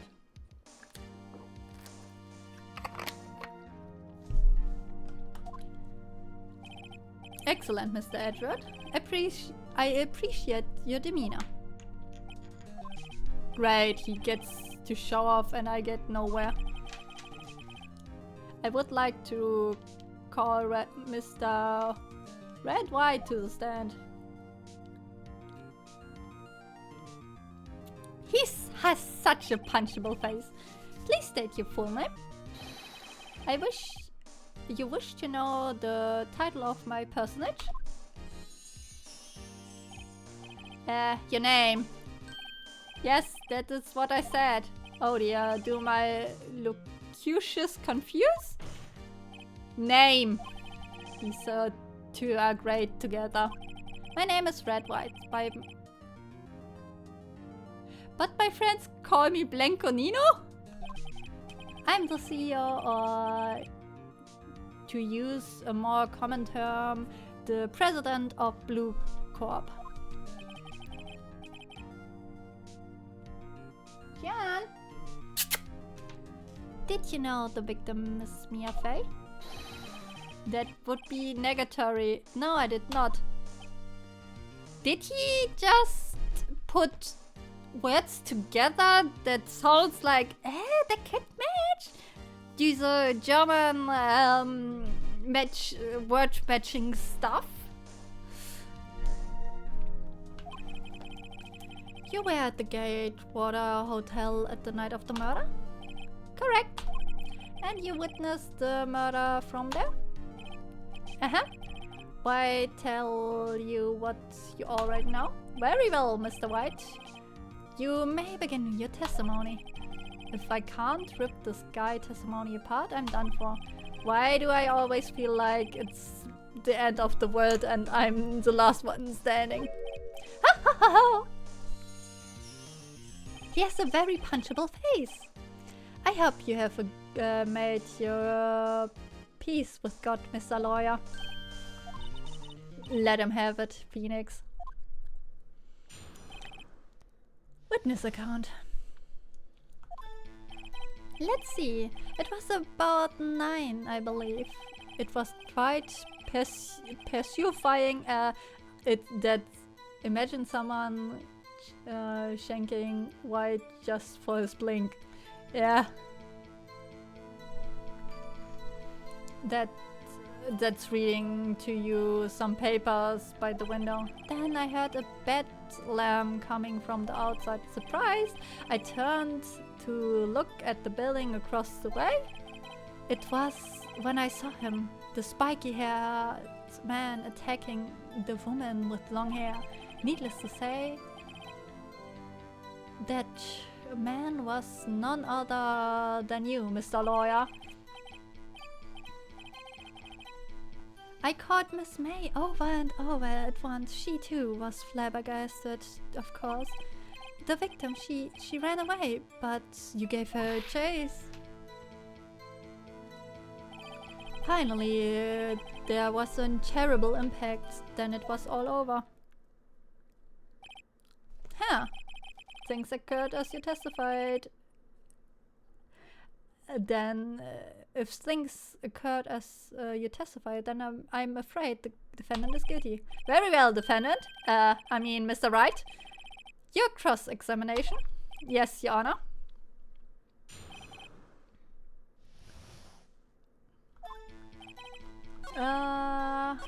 Then...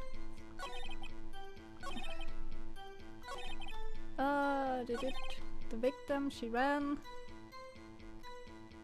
Press. Can you be be more detailed about that? I think it's worth knowing exactly what happened. Of course, I comprehend. I understand. The victim was attacked by you and ran to the left. You gave chase and struck her down. Are you sure? As you know, I'm always absolutely perfect. Perhaps you can change your testimony to reflect this new detail. Ah.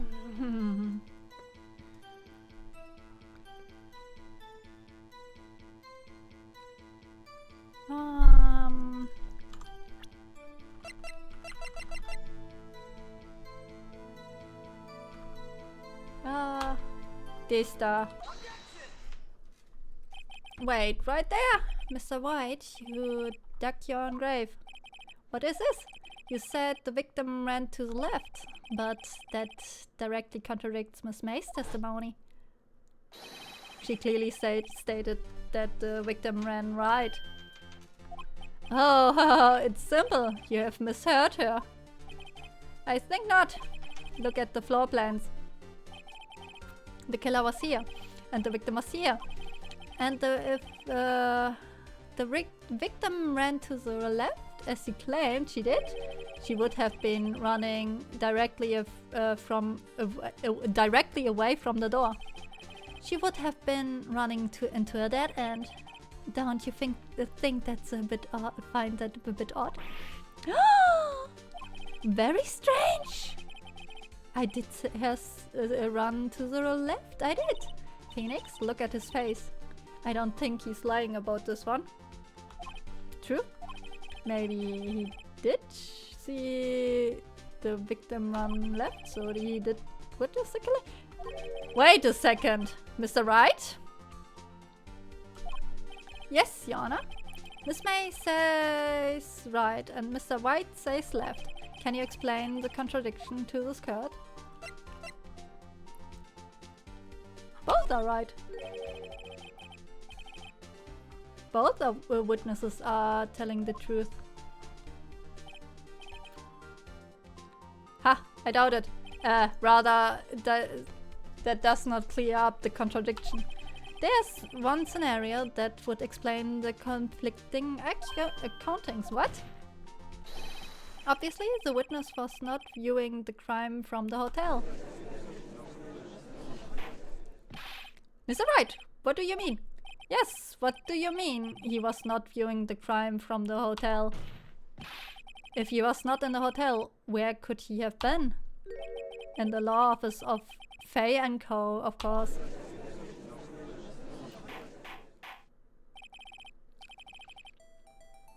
More specifically, he was standing here. Time to show. Here. This is where he was. Look, when the victim ran from the door, if he was watching from this point to him, it would appear that she ran to the left. Please, this is no time for jokes and ill taste. That's where the killer was standing.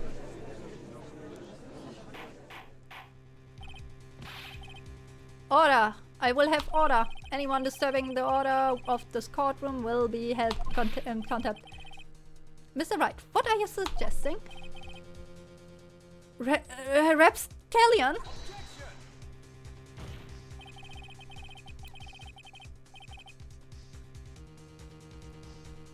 The postulations of the defense are a distortion of the truth, Your Honor. Indeed. They do seem a bit far-fetched. Ha ha ha ha ha! You provide us with so much entertainment, Mr. Lawyer. What now? What? He's laughing? The hilarity of the moment made me remember something. It appears that I have been unclear for this. I apologize. You, Mr. Your Honor, might be allowed to testify once more? Very well, let's hear your revised testimony. Good luck, you can't fix a broken testimony, buddy.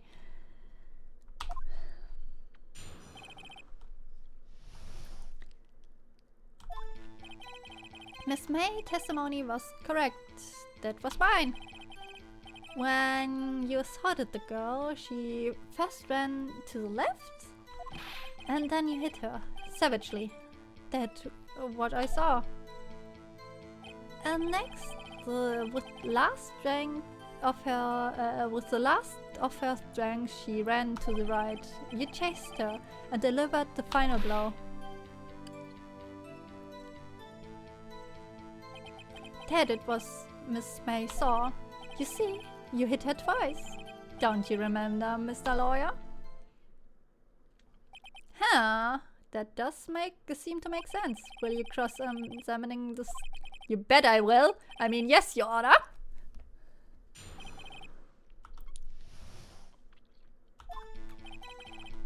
Blah.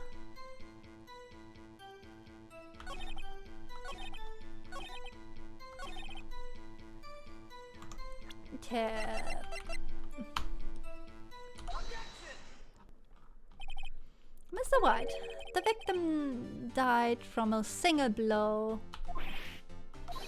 What do you have to say? Knows my change to hit him where it counts. Mr. White, wasn't it you who told this court you were absolutely perfect? Huh! I will refrain from using this phrase from now on. Your Honor, if I could ask the witness for a new testimony. The witness is obviously confused, Your Honor. I would like to request a 10-minute break. Yes, quite. The witness is confused because he's lying. I emphatically request that there's no break, Your Honor. Yeah, we want justice. Don't let him get away. Very well. If the witness would care to revise his testimony, the crowd is on my side, no slipping out of this one, no White. Mr. White? Okay.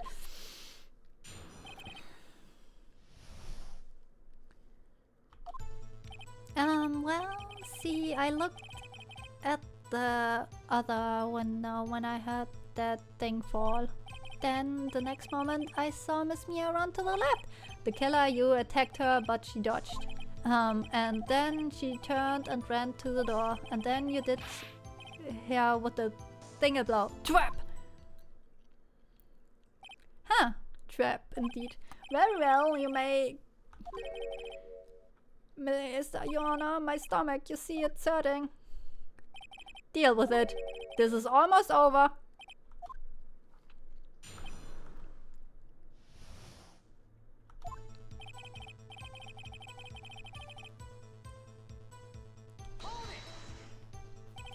You heard that thing fall? What was that thing? Huh?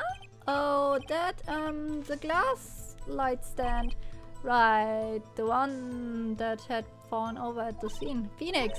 Doesn't it seem something strike you as odd? Yeah, very odd.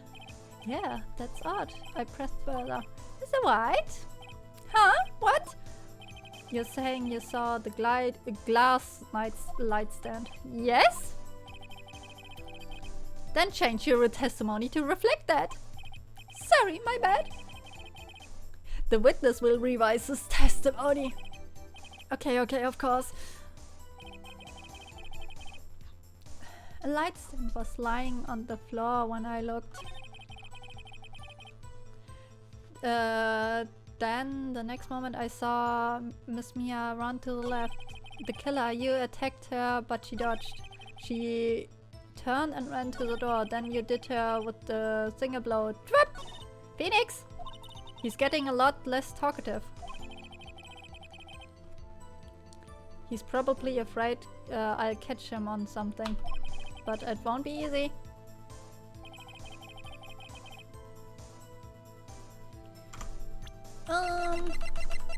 Floor plans.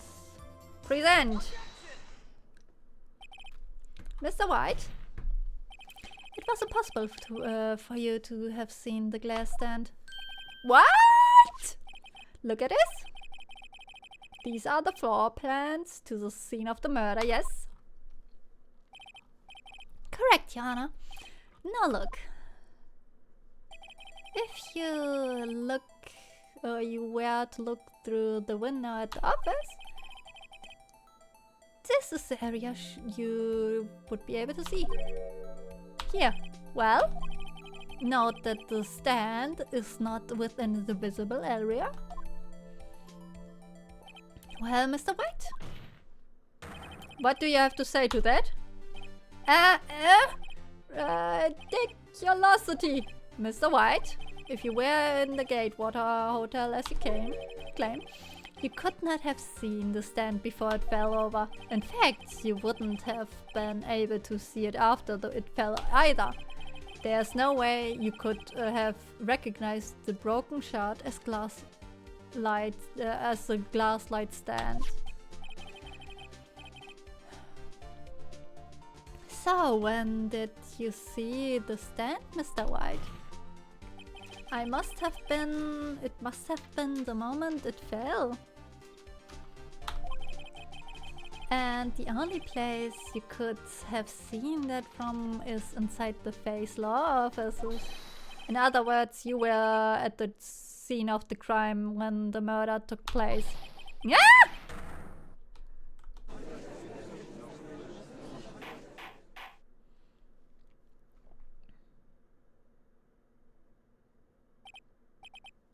Mr. White? Mr. White? You did it, didn't you? Mr. Your Honor, Miss Mia. Looks like you were about to get the verdict. That's fair enough, Phoenix Wright. What? I forgot about Edgeworth. Mr. White, I think it's the time has come. Shouldn't you confess your crime now? Huh? What? I said you should confess your crime. Ergo, confess that you placed the wiretap. The wiretap?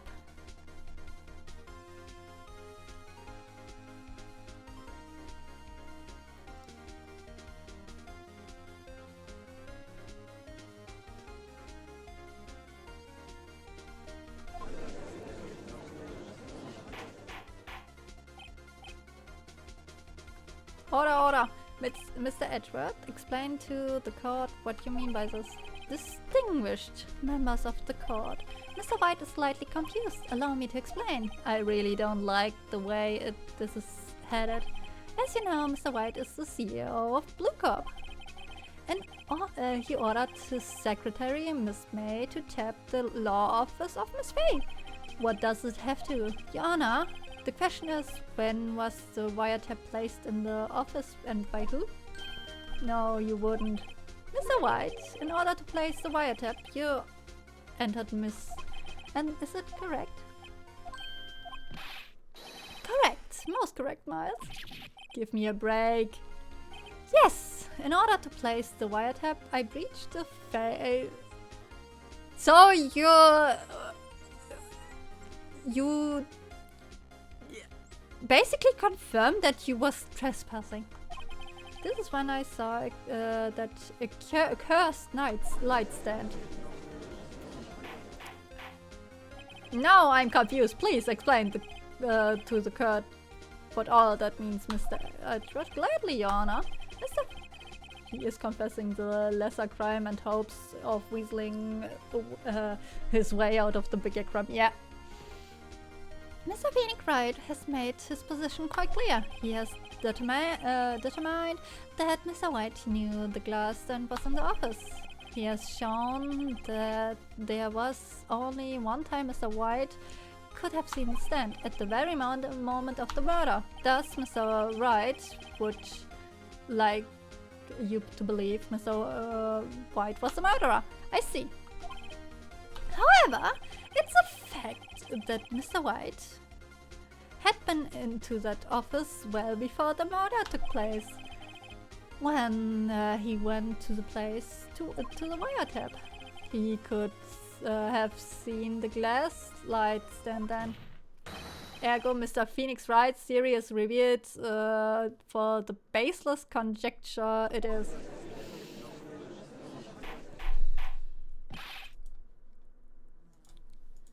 Mr. White, will you testify to the court about this wiretapping? Hi, Phoebe. Leave it to me.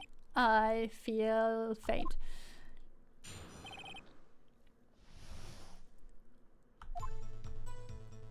It was at the beginning of September, the week before the murder. I entered the Fay and Co. law office. Of course, I had done so to place the wiretap. That's when I saw this glass light stand.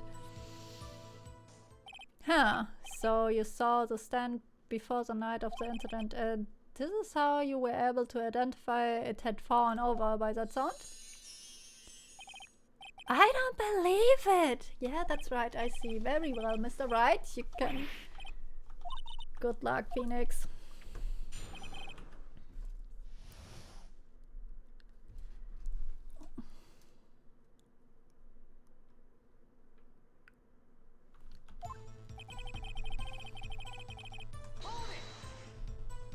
Do you have proof? Miss April knew the detail of Miss Faye's phone conversation. It proves that the wiretap placed before the murder. Ha, right. Of course. Why did you tap Mia's phone? This has no bearing on the current case, Your Honor. Blue Corp is a detective agency of sorts.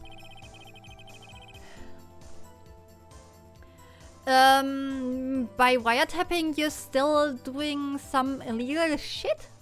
We have responsibility to protect clients' confidentiality.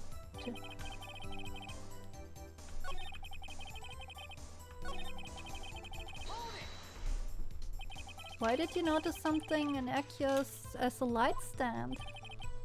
The light stand was made entirely of glass. It was quite stylish, so I guess it made a lasting impression on me.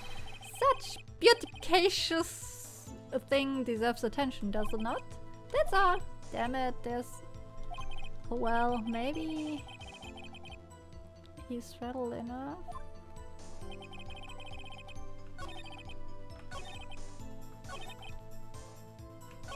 Damn it, there's nothing... Well, maybe...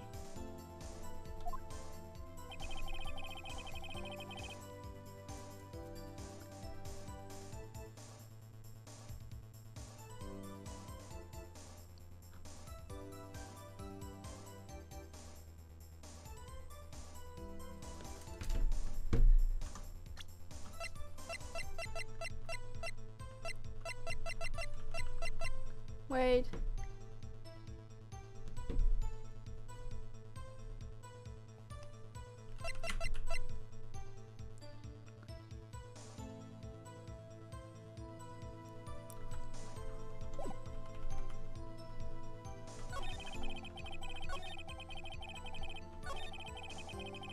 That is? Was it really you that went into the office, or was it Miss A? Unidentified fingerprints several days old were found in the... Those were obviously Mr. White's. And if I know Edward, he's already run a check on those prints.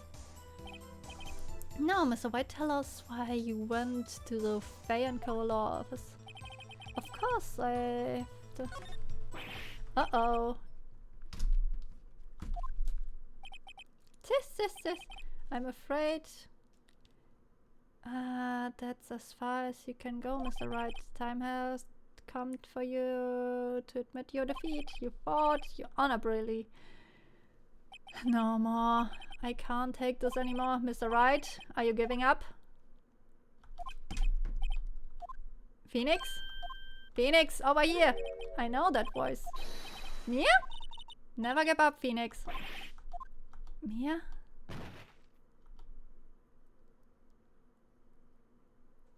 Where am I?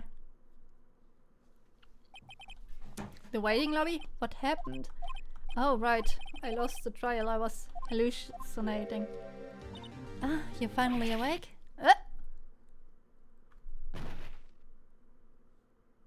Hey, Phoenix! Huh? That's no way to greet an old friend. Phoenix, I want you to look at me.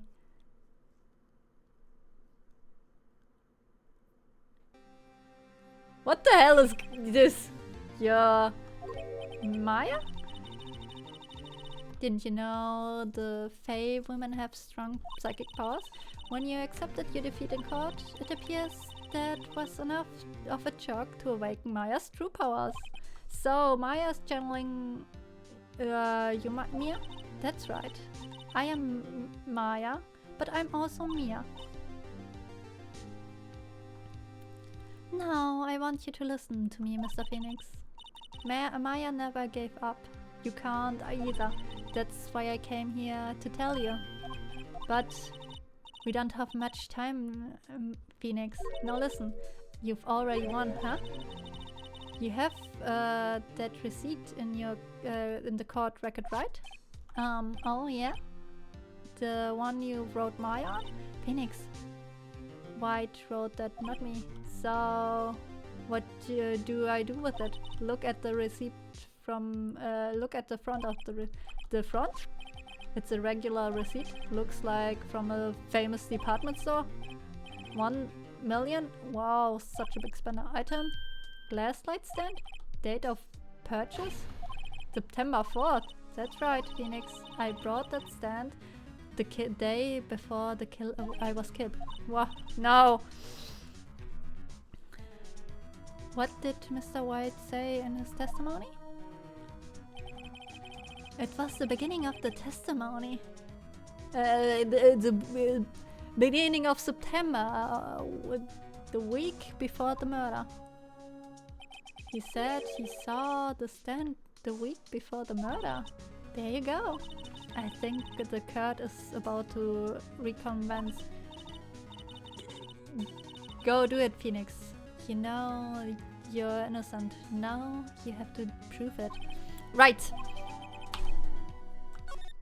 Let's go! We don't get the life sentence. Court will now reconvince the trial of Mr. Phoenix Wright. Is the defendant rather... Are you alright, Mr. Wright? Yes, sorry, Your Honor. I'm fine now. Then let's start where we left off. Your Honor, there's nothing to go back. The cross-examination of Mr. White is finished. All that is required now is for you to pass judgment on defendant Phoenix Wright. Huh? Your Honor, please give me one more chance. I promise you this is the last time I ask you. Huh? But Mr. Edgeworth has noted the trial is more than less finished. Mr. Edgeworth, do you have an opinion on this matter? May I say, let us give Mr. Phoenix Wright his last chance. Very well. You may begin your cross-examination.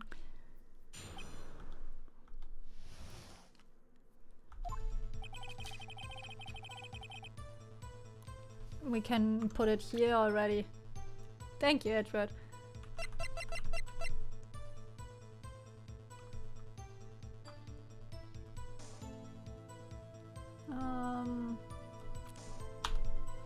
Oh yeah. Look closely at this. See the word Maya written in blood? You're grasping. I think not. Look at the other side of the receipt. The other side? Your Honor, would you tell the court what's written on the side of the receipt? Huh! Well, a glass light stand and the date of the purchase. Why is the day before the murder? You see, Mr. White? When you allegedly entered the Faye & Co.'s law office at the beginning of September, the stand could not be in there. Well, Mr. White, can't get out of this, can you? No, it's impossible. What? Uh-oh, he's losing it. Well, Joanna, I understood there must be quite a bit of pressure on you. But I think you will agree you can't judge me guilty under these circumstances. Get wrecked, Mr. Wright. Yeah. Very well. Then that's all for the trial-off.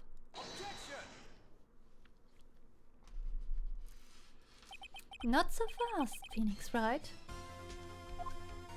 Eh? What? No one can warm his way out of this one. Oh wait, I forgot, it's Edgeworth. There's a certain thread of logic to the defendant's claims. However, there's no concrete proof that Phoenix Wright is innocent.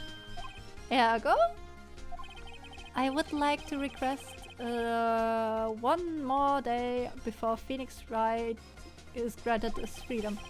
I need to make one more inquiry into this matter. Another inquiry isn't. This isn't going to be another of these. This is just makes. This is bad. Object.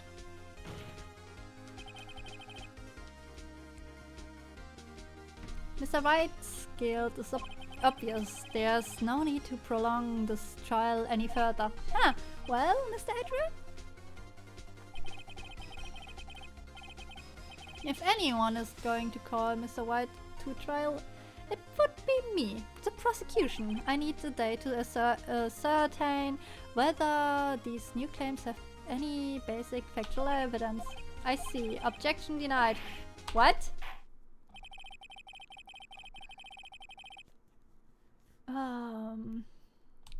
Postponed till tomorrow.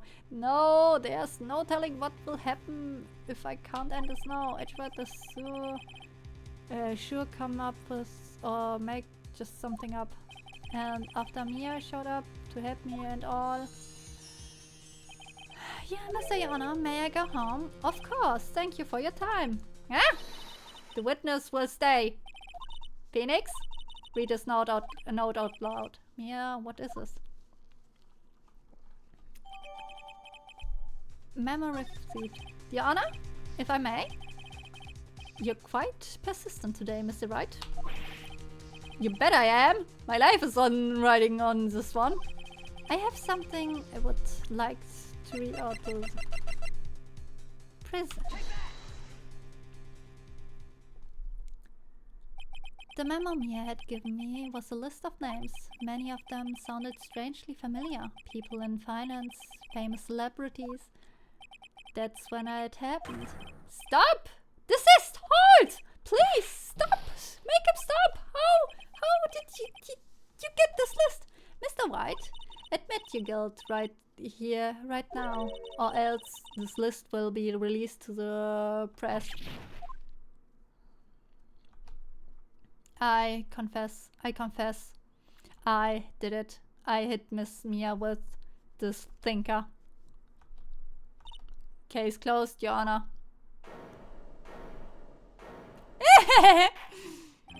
Well, I see no reason to continue this trial. Mr. Wright, yes, Your Honor? You have done it again. That was quite a spirited defense. Yes, Your Honor. I guess you could say that. If only you knew how spirited it was. Well, this court finds the defense, rather the defendant, Mr. Phoenix Wright, not guilty! The defense was more like an offense, to be honest, yeah. We did it! That's all. This court is adjourned. Oh, September 9th. Well, I never thought I would be saying this again, but congratulations, you're lucky I was born a Fae. I'm lucky I had both you and Maya on my side. I'm glad you made it. Thank you, Mr. Phoenix. You risk a lot to help me and Maya. I won't forget it as long as I live. As long as you live. My time is running out. Huh? Maya's power is still weak. I can't stay there that long. What? No, there's still too much to say. Don't worry. I'm sure we'll meet again. Chief! Hehe! I'm not Chief anymore. Phoenix, can you come to the office tonight at 9? The office? I'll see you later. Chief? Yeah. September. Being here is hard not to think about that night. You came, Mia? I was kinda worried you might not. Huh? Of course I came. Well then, I'm pretty hungry. How about a burger? Mia? What? You should see your face, Mia. What are you talking about? It's me, Maya. Maya? What? Did I look like my sister? Look like you wear hair. Huh, I might be able to use that.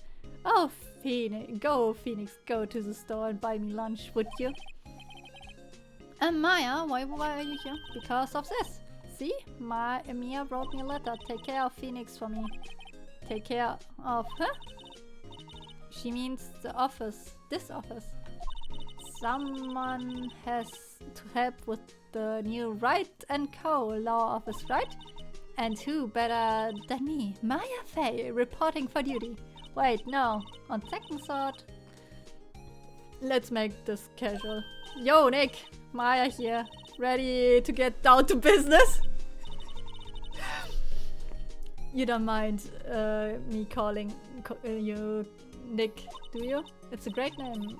Mia said that your friend Larry calls you Nick. You know what it means? We're partners. You know, when I think about it, it's Maya's fault I'm here now. But if it wasn't for her, I'd probably be in jail. Right and call our officers. It's got a good ring to it. Yeah, thanks, Maya.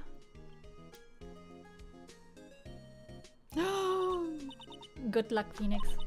I'll always be here watching.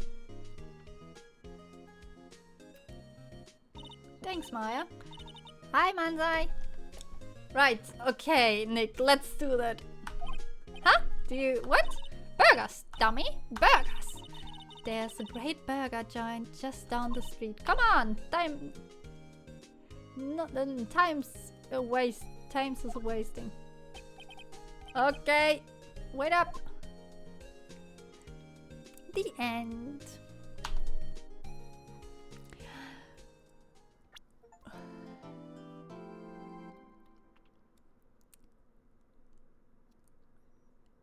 Hey! Such a nice happy end. But my throat starts to kill me. I had fun with this game. More than Somnium fights. What?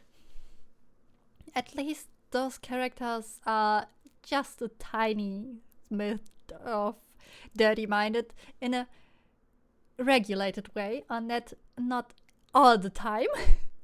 Like Date or Moma. So yeah, I think it's after 4 hours, it's a good time to stop for today. I thank you all for watching, and yeah, we because I have no vacation, I will stream more often, so maybe tomorrow again. And yeah, thank you all for watching. I hope you have a great evening, day, or whatever your time zone is, and we will see here or whatever each other again. Bye bye.